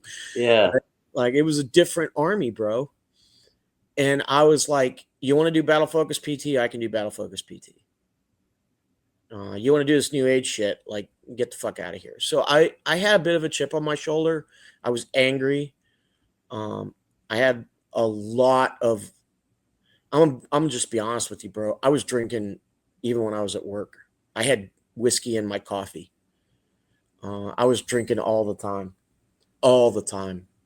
Do you feel like because you gave so much to all these appointments with so much loss, and then the army's kind of just like, hey, we're gonna phase out, and we don't need people like you anymore? No, it was more of. I thought I was going to die on my last deployment. I really had it planned out, man. Like, I thought, hey, man, third time's a charm, right? Yeah. They're going to fucking kill me. And I was okay with it. I had accepted that. But you just, it's like the meme on TikTok, right? Sometimes you just don't die. Yeah. Right. And so I was back and I was like, my best friend's dead. And casualties were rolling in from the deployment too. My good friend Phil Jenkins had gotten killed. My buddy Checker got fucked up. My buddy Singer got fucked up. Where were they at? That was I want to say that was around Taji. Oh, okay. I mean, I know exactly what happened on that. I can tell you exactly what happened to those guys. I've talked to everybody because like Jenkins was the kind of dad you would want to be. He had 4 daughters. He was like covered in Transformers tattoos. He was a nerd like me. He was a great dad. And he was a great NCO. He was a fantastic NCO. He had come from Alaska, right? That brigade that was up in Alaska. It has like a bayonet. Yeah, it has like a bayonet and a bunch of stars on it. That was his combat patch. And his name is Phil Jenkins. And man, he was such a good dude. And he had gotten killed. He got killed by an Iraqi army guy. Oh, shit. Yeah, so look, I'm not trying to get political. I'm not here to get political. That's not what I'm trying to do. But like, these are facts, okay? When we went from being a striker brigade combat team to an advise and assist brigade, which is basically an SFAB before SFAB existed, right? Sorry. We were not going to be, we were by, with, and through the Iraqis, not going out and doing our own missions ourselves. And that was a fucking problem for me because I'm an aggressive guy. Like, I don't want the Iraqis to go fight these guys. I want to go fight them. I want to kill them. And also, by the way, I don't fucking trust them. I don't trust them as far as I can throw them. I have seen them do the 360 Death Blossom because somebody took a pot shot at them and they fucking mowed down half a crowd of people in Taji Market. That's a real thing. It happened. You can look it up. I have the patrol reports from that in 2008. I just didn't trust them. And now we're going to have to go deal with them. So President Obama got elected while we were in Iraq on my last deployment. I'm not talking about anything about politics. I'm just talking about decisions that were made. The operating space. Yeah, just the way it affected us. So when I say we, I didn't have to do this, but when my buddies went into a Iraqi army installation, whether it was a combat outpost or whatever, they had to treat it exactly like it was an American installation. unload your guns, point your crew serves at the air, take off your body armor, take off your helmet, act like you trust these people, even though we don't. And I'm gonna tell this story. And this is I don't like telling war stories about me. Like, I just don't. Yeah. There was a rule in the 25th that came down from General Benjamin Mixon that if you got into a tactical vehicle, you had to have your body armor and your helmet on. Okay. Okay. So if you're in a tactical vehicle, LMTV, Striker, Humvee, fucking Gator, Flaks and Kevlars, bro. Well, Jenkins, who had been on a deployment similar to our 2008 deployment, didn't trust the Iraqis either. And he was like, I'm not getting off the truck. I'm going to stay in the truck, which means he's going to keep his body armor and his helmet on. Good call. That's what I would have done. And an Iraqi army guy, they pulled into a Iraqi army combat outpost, and a Iraqi army guy racked rounds into his fucking AK-47, screamed Allah Akbar, and started shooting all the Americans that didn't have body armor and unloaded guns. Oh my God, dude. So he shot the platoon sergeant, Sergeant Verrett. Sergeant Verrett through both shoulders. Shot McClamrock through the chest. He was a brand new private.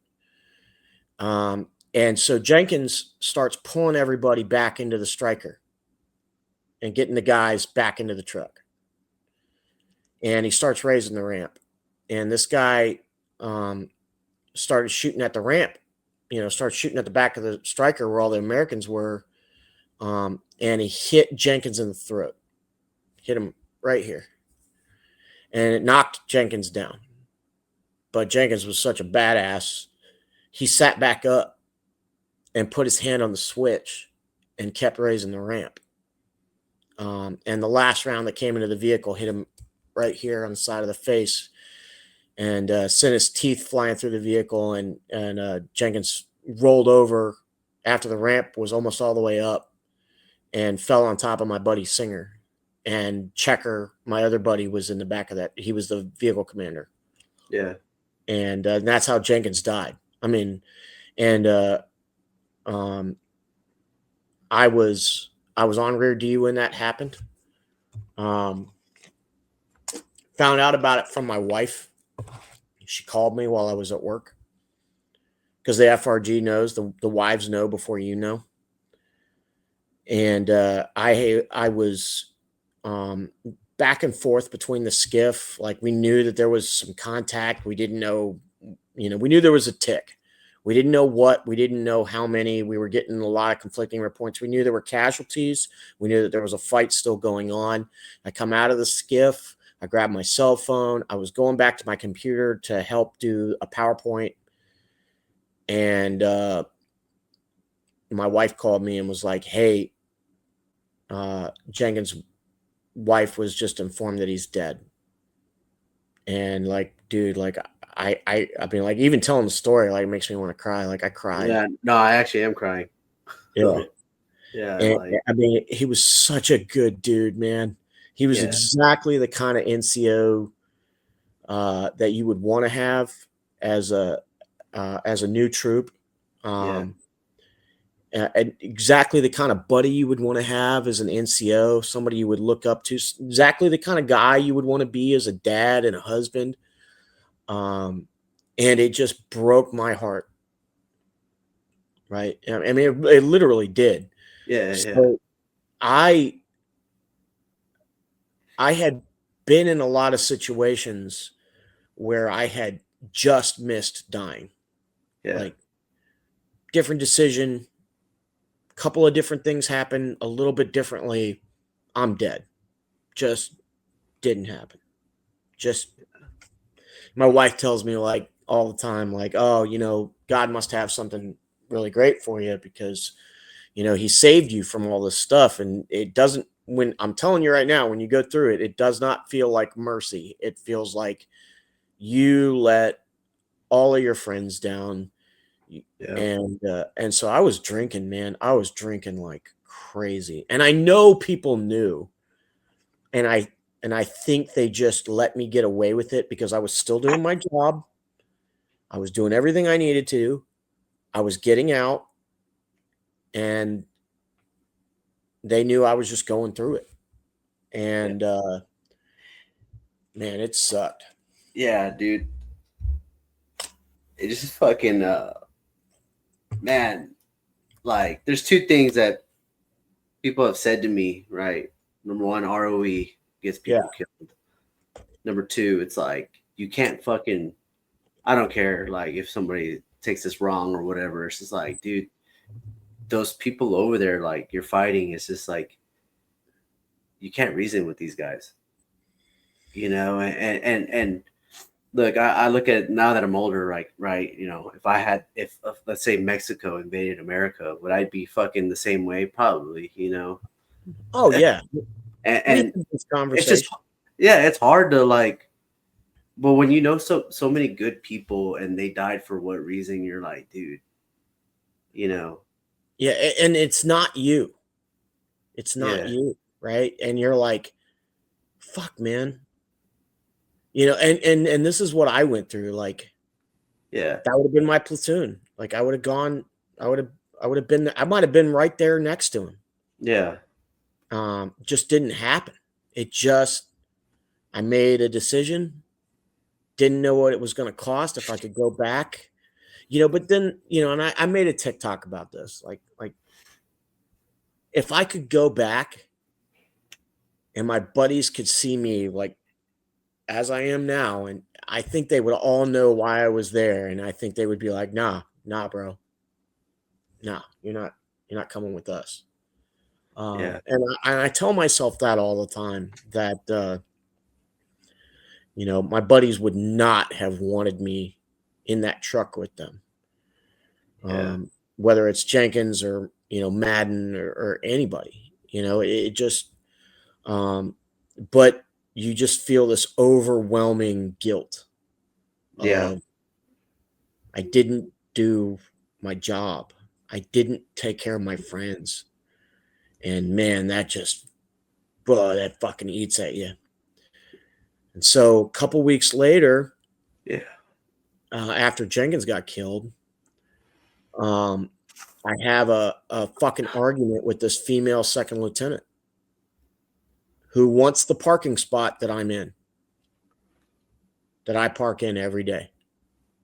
I'm like, well, that parking spot says Brigade Operations Sergeant Major.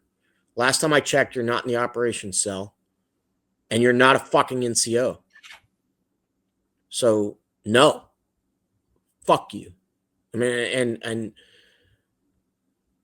I didn't say fuck you. I didn't say that, but I said everything but that. Um, and she didn't like it, and I was like, well, hey, if you don't like it, we'll go talk to the first sergeant. Let's go talk to the first sergeant. If the first sergeant tells me to get out of that spot, I'll move. And the first sergeant, first of all, she was pissed. It was a female, it was a female E7 that was in charge of the rear detachment, and she didn't want to fucking deal with it. So the company commander basically tells this second lieutenant, like, hey, he has every right to park in that parking spot. You're a fucking second lieutenant. That guy's been downrange a lot. Back the fuck off. So now we have this issue. 2 days later, after that happened, she wants to do battle focused PT. And I made a comment, and I shouldn't have done it. It was completely unprofessional, but I made a comment to one of my Joes, like, what the fuck is this going to tell us about combat and battle focused PT when she ain't never been downrange? And I purposely said it loud enough for her to hear. Like, I'm not, it was wrong. And if I could go back in time, I would take it back. But that's exactly what I did. And so I have my IOTV on, right?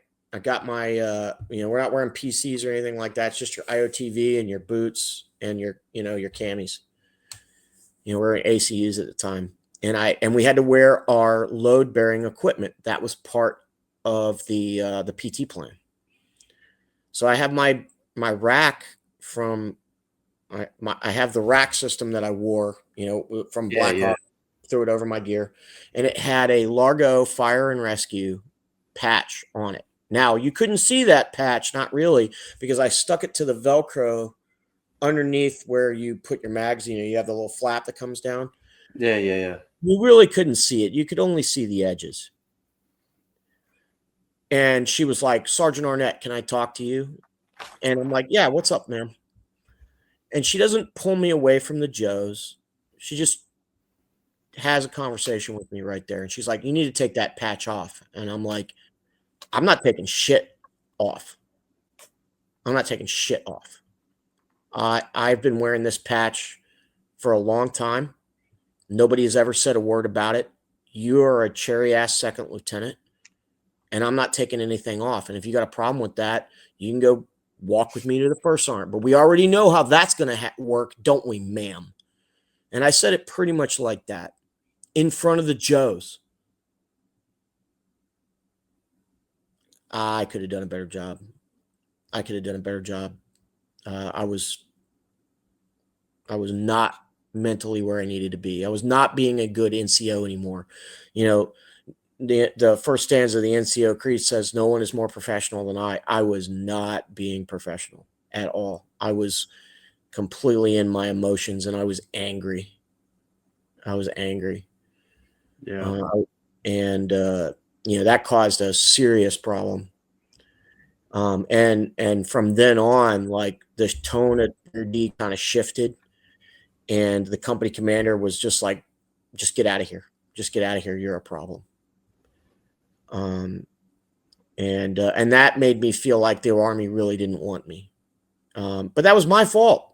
At the time, I was being a little pussy about it, and I was like, "Oh, the Army doesn't want me." No, motherfucker, you are not acting like a goddamn NCO. That's what you're doing. And got out. You know, and of course, there's a lot between when I, when September 11th happened, and when I got out. And I know that this is about the GWAT, but like, those are the kinds of stories that, like, nobody really talks about because they're rear D or they're when you're back in garrison. But like, um, the emotional toll that it took on me. And the problem for me was that I really loved my friends. I really, really did. Like, I never told them that, but like, I really, really cared about my buddies. And it bothered me. It bothered me that all of these good guys were getting fucking smoked, and it just never happened to me. Yeah. And I mean, that old saying, right? Like, the Army teaches you to go over there, but not to come back. Yeah,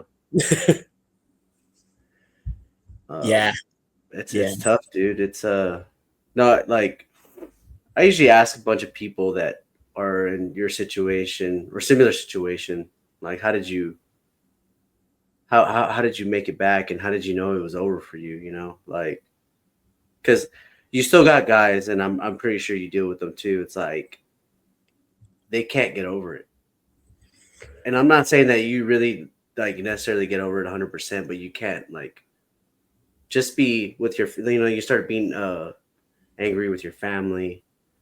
You start being Oh, angry, and I don't ever think that's right. The older I've gotten, I'm always like, oh, that shit ain't right, man. Like, they don't deserve it. my my kids, and my wife. That's why I say, like, they're the MVPs for the deployment. My kids and my wife dealt with me when I was a holy terror. Um, I was exactly the kind of guy you would have wanted to go downrange with, but I was not the kind of guy that you would have looked at and been like, "That guy's got the wife and dad situation figured out." And I still don't. Like, I work on it. I work on it really hard. But you know, And the first step of that for anybody that's listening, anybody that's going to listen to this, anybody that has been downrange and comes back, the first thing you got to know is that your combat experience is not an excuse for bad behavior. Bad behavior is bad behavior, period. Now, there might be neurochemical reasons. There might be neural pathway issues. There might be traumatic brain injury like what I have. But none of it is an excuse to treat your family like shit. And as soon as you recognize that and you start going like, okay, it doesn't matter if I'm having a bad day. It doesn't matter. I still got to do it right. Yeah. And that will get you farther than anything else, is just telling yourself like the war is not an excuse. It can't be an excuse. It's a reason, but it's not an excuse. And there's a difference, right? Right. An excuse means like, I can get away with this because I have this thing. A reason for acting bad? Sure. Got tons of those. But an excuse? Nah. No, you got to get better, man. You got to get better. You got to get better every day. And it's a grind. It's a grind.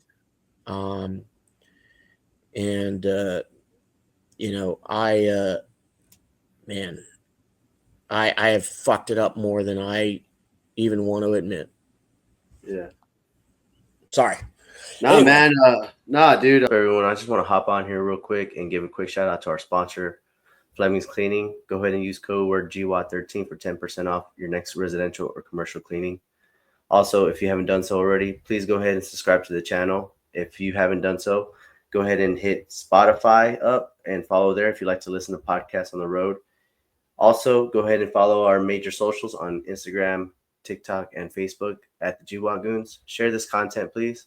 And with that, let's get back into the episode. Dude. I mean, we didn't even get to talk about any of like the cool shit that I did at range. No, I mean, dude, that's not, and I told you that on the phone. Like, it was never about the cool shit, right? It's always been about like what realism is. Like, what do we deal with? What do we struggle with? Yeah, we've all done some cool shit down there, right? You know? Yeah. And then we talked about like, I'm not gonna mention any names out there, but what I'm saying, like, it's all the same story and all this sort of shit. But like, what is the real struggle, man? And like my friends, I started this to bring my friends together again, man. And like you said, your family, and like me, like I cherish my friends more now that I've started this show, the ones that I deployed with, because they get me, dude. And like my friend Mike Frizzle says, take a picture with your fucking friend. You're not gonna regret it, dude. Yeah, no. Like I have no pictures left of me and Josh Madden together. I have one picture of me and my best friend Greg, living in the barracks. We didn't have cell phones like we have now. Like, I remember the first time I got an Android was after I got back from the 2009 deployment. That was the first time I ever saw one or ever got one. But I was, I tell people this all the time. Like, I walked through history. I was a witness to history.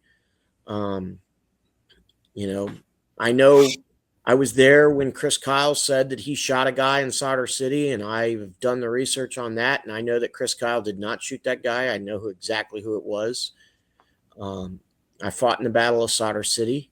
I fought with some really great dudes. Some of them, went on to do even bigger and better things. Some of my friends got killed, and, I went to the wall out at Fort Benning, where all of the names are. And, that was moving for my wife because I didn't even know that was there when we went. And, the lady was like, "Oh, you fought in the GWAT?" And I'm like, yeah, I did. And she's like, "Well, I can help you find the names of your friends. If you'll just write them down, I'll find them for you." And so she gives me this little like sticky yellow note, right? Yeah. And I start writing them down, and I ran out of room, and I just kept writing. And I ended up with 2 sticky notes of guys that not like guys like, oh, I know this guy, but like guys that I was tight with. Like these were my Right. bros. And I went and found every single one of them. And my wife, like when she saw Madden's name and when she saw Jenkins's name, like she just cried and cried. Yeah. She's trying to hide it from me, but like, but I went there and I saw their names and they're at Fort Benning where they should be. I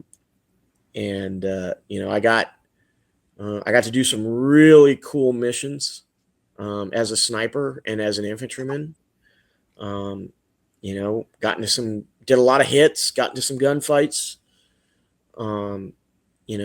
Probably saw more kinetic shit than most soft guys will see. I've had, like probably going to go on the Anti-Hero podcast on Thursday. And my wife, I'm hoping can go. And and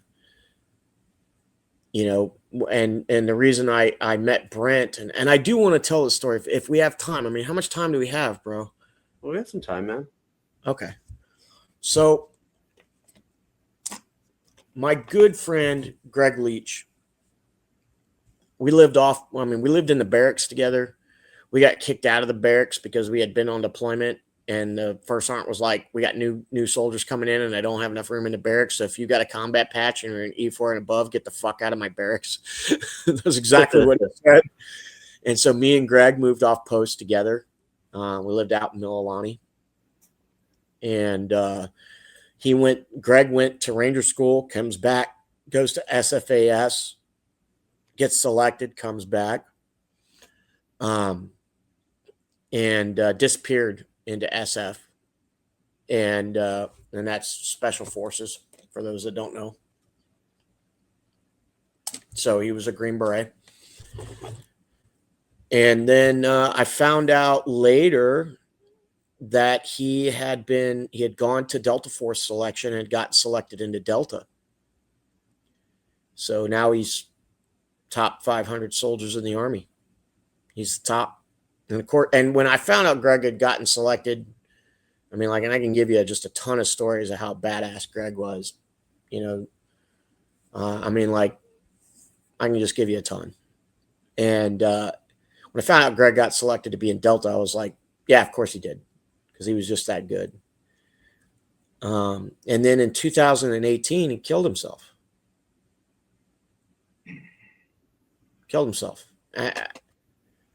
And I had no idea why. And now he's in Delta. He's in SOF. He's on the other side of the fence, man. Like, you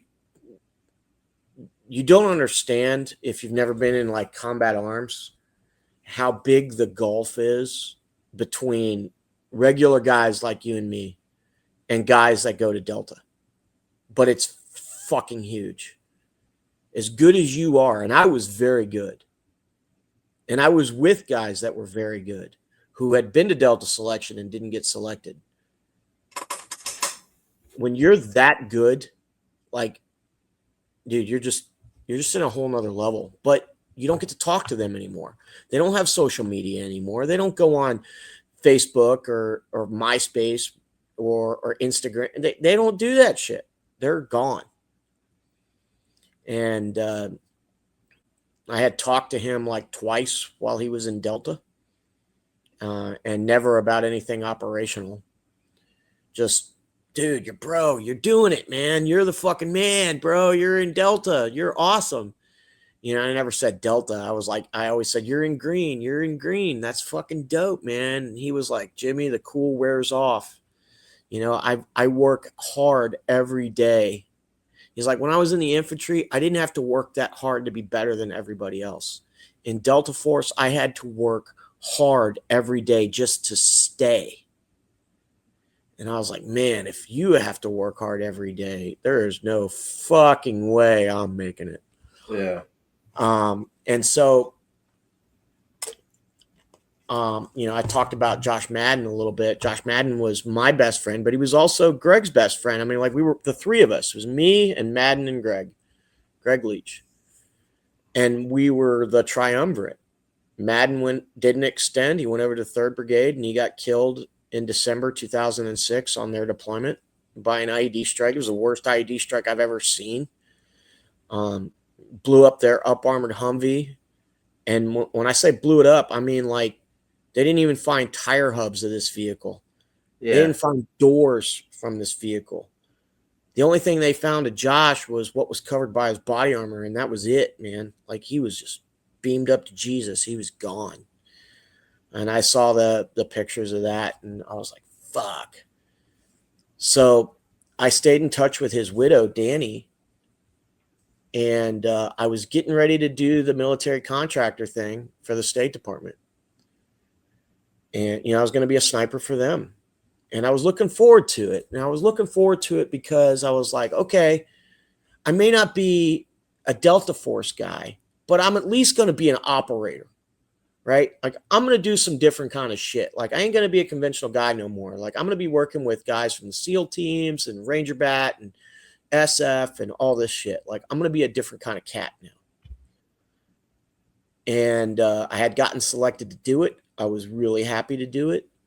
And 2 weeks before I was supposed to go, I got a call on my phone from Danny Madden. And I always answer the phone when she calls, no matter what. And she called me on the phone. And I remember I was sitting outside. I was sitting not far from where I'm at now. And I was smoking a cigarette. And I picked up the phone. I'm like, hey, what's up, Danny? And like, I hadn't heard her voice like that since her husband, Josh, had died. And she was like hyperventilating on the phone, crying. And I'm like, what's up, man? And she's like, Jimmy, did you hear about Greg? And as soon as she said that, I fucking sat down in the chair. And I thought that she was going to tell me that Greg had gotten killed, on a target somewhere, that he had gotten killed as a Delta Force guy. Yeah. And I said, no, Danny, what happened? All I said was I was completely prepared for her to tell me that he had gotten killed on target. And she goes, he killed himself, Jimmy. He shot himself yesterday. And I'm like, how the fuck does a guy who is way better at me at everything, I mean, effortlessly good, bigger, stronger, faster, smarter, better looking, better shot. I mean, just you name a metric, like he was better. How does that guy kill himself? It didn't make any sense. And I want to say this. I got two things I want to say. First is that my dad was in SOF for a long time, like a long time. And so I went trying to find out what the fuck happened to Greg that he killed himself. And I talked to a lot of guys that were in green, also known as, the artist formerly known as Delta Force. I talked to a lot of guys who were Green Berets. As soon as I mentioned his name, they would clam up and they didn't want to talk to me. And I didn't know why. And I thought it was because like I was mentioning a guy that they were like, dude, that guy's been on some pretty significant operations. Like if this guy's fishing for information about operations, like we're not going to talk about that. Like that's what I thought it was. I thought it was the quiet professional shit. So I started watching the Anti-Hero podcast with a buddy of mine who was a Philadelphia fireman at the job that I work now. Also named Jim. So, we had to be buddies. He showed it to me and he's like, hey man, did you know about Rob O'Neill? And I'm like, yeah, I fucking knew about that. And he's like, hey, did you know about Tim Kennedy? I'm like, yeah, I fucking knew about that. And he's like, oh, well, there's this podcast. And so I started watching it. Right. And, I subscribed to them on Patreon. I did. And, you got the live chat that's going on while they're live. And I said, I just, in the live chat, I said, hey, Could you tell me what happened to Greg Leach? Did you know him? And Brent Tucker immediately reached out to me and was like, yeah, I knew him. How did you know him? And I said, we were in 127 Infantry together. And he goes, text me your number and we'll talk. So I texted him my number and he calls me up on the phone. It was right during the Tim Kennedy shit. Like, it was right around that time. And he goes, so he sort of like felt me out for a little bit. And then he goes like, okay, I'm going to tell you some things and you're not going to like everything you hear. I'm like, I don't care. Like, it doesn't change how I feel about my friend. Like, you could tell me whatever. And he goes, Greg got into a team that was a heavy drinking team. And he had a pretty significant alcohol problem. And I was like, well, that's wild to me because Greg didn't drink. He was a Mormon. He grew up in Utah. He didn't drink. He didn't even like it when I drank.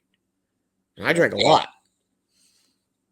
So I was like, well, this doesn't make any sense to me.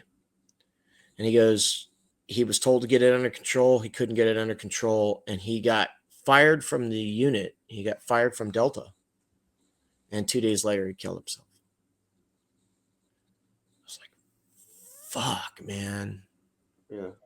Fuck. But to Brent Tucker's credit, man, he fucking checks up on me all the time. He didn't have to talk to me about that. He didn't have to tell me about what happened to Greg. He didn't have to say shit. This was a guy who was his team leader in the unit. Knew my friend, knew him well. Yeah. Didn't have to do that. Didn't have to tell me anything. Didn't even have to acknowledge me. Did. Checks up on me regularly. I mean, I can text that guy. I can call that guy. I don't because he's fucking busy. But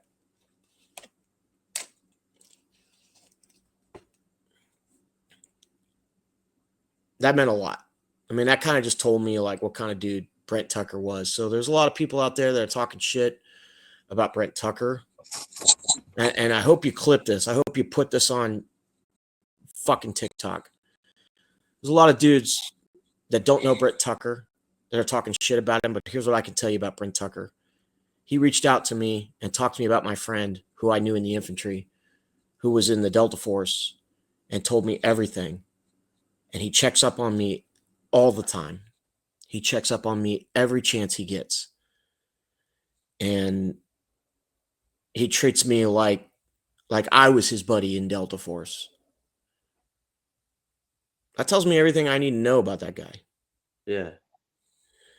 And as far as like me going on there with my wife and everything else, like, that's cool. But like, let's be real. Like, I'm not the draw. The guy that was in Delta Force is the draw. Right. There's a lot of things that I can tell them about, like Chris Kyle and things like that, the conventional side of things that were going on in 2008. But that's not why he wants me there. He wants me there because I was friends with his friend. And fuck what everybody else says. Brent Tucker's a real dude. And if you think he's chasing clout or whatever, he was in the fucking Delta Force. He doesn't need to chase clout. He was in Delta. He could do just fine on his own just by saying I was in the Delta Force. Yeah, for sure. And he didn't even have to acknowledge me. But he did. I'm nobody. I'm just a grunt. Yeah, okay, I was a sniper. Who cares? And as far as you being small time, like, nah, bro. Nah, this is where it's at. Like, one day, in many, many years from now, when they're talking story about what it's like, what was it like for the conventional guys downrange during the global war on terror? Like, this is the stuff that they're going to have to come back and look at, because if you listen to Hollywood right now, it was just the special operations guys that did everything, and we were just along to hand them the saw and the fucking nails and hammer. That ain't the way it was. We were out there grinding it out, getting it done every single day, and we got into a shitload of gunfights. There was a guy just recently who was an SF dude who was like, dude, the infantry guys that did a 15-month deployment, they saw more fucking kinetic activity. They saw more gunfights than most soft guys saw in their entire career, and they saw it within the first couple of months. Yeah. We were getting after it. And we didn't have a choice, man. We were out there where the enemy was all the time. Yeah. And then less resources too, I mean, yeah, okay. You know what they had that we didn't have? Surprise. They had surprise. Yeah, that makes sense. I mean, the enemy knew where we were pretty much all the time. They knew that they had the enemy had the advantage. They had fought us a lot. So if they had fought 3rd Platoon Bravo 127, they probably fought us if they survived. They probably fought us 8, 6, 7, 10 times. They knew what they were getting into. They knew what we brought to the table. They knew what we were going to do. They knew, like, hey, if the tick lasts this long, this is what we can expect. This much reinforcements, this much QRF, this much close air support, this much rotary wing air support, this much, mortars, whatever. They knew what to expect. When the task force showed up on them, they rolled up on them at 2:00 in the morning, in the middle of the night, in their fucking beds, coming into their room with suppressed weapons. And that was it, man. Look, I don't think Rob O'Neill killed Osama bin Laden, but I do think he did a lot of fucking badass shit. I think he's a fucking American hero. And I think he did way more for the country than I ever did. And I think he's absolutely true when he's saying, like, doing field interrogations, like when bad guys are saying, I've seen Americans before, and he goes, do they look like me? Were they dressed like me? Did they have the equipment I have? I'm not here by accident, motherfucker. I'm here for you. Like, it's very, very different when a strike force from blue or green rolls up on you than when a bunch of infantry guys and their combat medic rolls up on you. I mean, it just is, man. Yeah, definitely by surprise, Oh yeah, for sure. Yeah, James, Jimmy, it's great, dude. I mean, I had a good conversation. I'll talk to you. I'll talk to you more when I hit end recording because Well, I mean, and I don't mind doing a second one where we just kind of drill down on, like, dude, it was awesome, man. Like I said, dude, it was always never about cool guy stuff because, like, even my wife, she deployed to Afghanistan same time I did. Oh, wow. Yeah, I didn't know her though. I didn't know her at all. Like, she just by, like, fate that, like, she told me where she was at, and third ID was there and I was there, and she was in the aviation, and dude, like, the experience like she had to mine was completely different, and oh yeah, but that was really hard for her, and I never like you said, Hollywood has taken over the GY, and it's like not everybody was painting their face and doing cool shit like that, like like, you know what I'm saying? It's just kind of weird, Like, I went out as a sniper. You know how many times I painted my face? Never. Fucking zero. Yeah. Fucking zero. I did some cool stuff. I did some SKTs. I went out on some sniper missions. I did some reconnaissance. I did a lot of patrolling, and I got into some gunfights. Not more than some, less than others. Yeah. And I got to do all that, and I'm proud of that. But, like, the thing you got to remember is that, like, when SOF gets into a gunfight, it's because everything went wrong. Yeah. When the conventional forces get into a gunfight, it most of the time it's like, may not be by design, but it's like, yeah, we kind of know, like, hey, we're gonna get hit right here. Yeah. You just kind of know, and We're gonna destroy the whole building. and fuck it, and Yeah. we're bringing a lot of ass, dude. I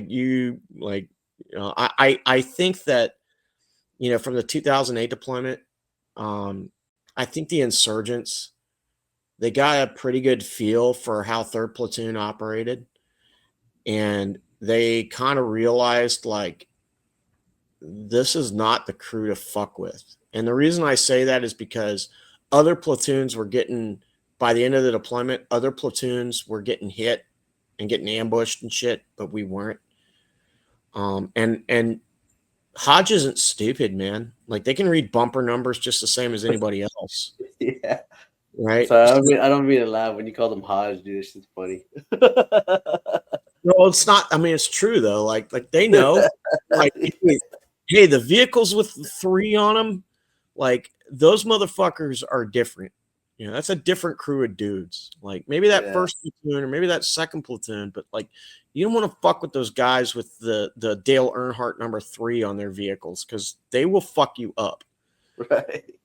And I honestly, honest to God, I believe that. I think that they looked at our platoon and they were just like, these are not the motherfuckers. Yeah. For sure. So nah, man. I mean, yeah, dude, this was a good episode though, dude. And like I said, I always love talking to you, man. I mean, I've known you for like what, a month now? Yeah. Yeah. And every time we talk, it's like fucking 2+ hours, dude. So I'm so sorry, man. Like I'm like nah, the easy interview though, like because you don't have to ask shit. And I'm just like there. nah, you're good, dude. I mean, James Arnett, everybody. Thank you so much for watching this episode. Once again, please subscribe, share this content. If you have anybody that you wish to get onto the show, please send them my way. And with that, catch you on the next episode.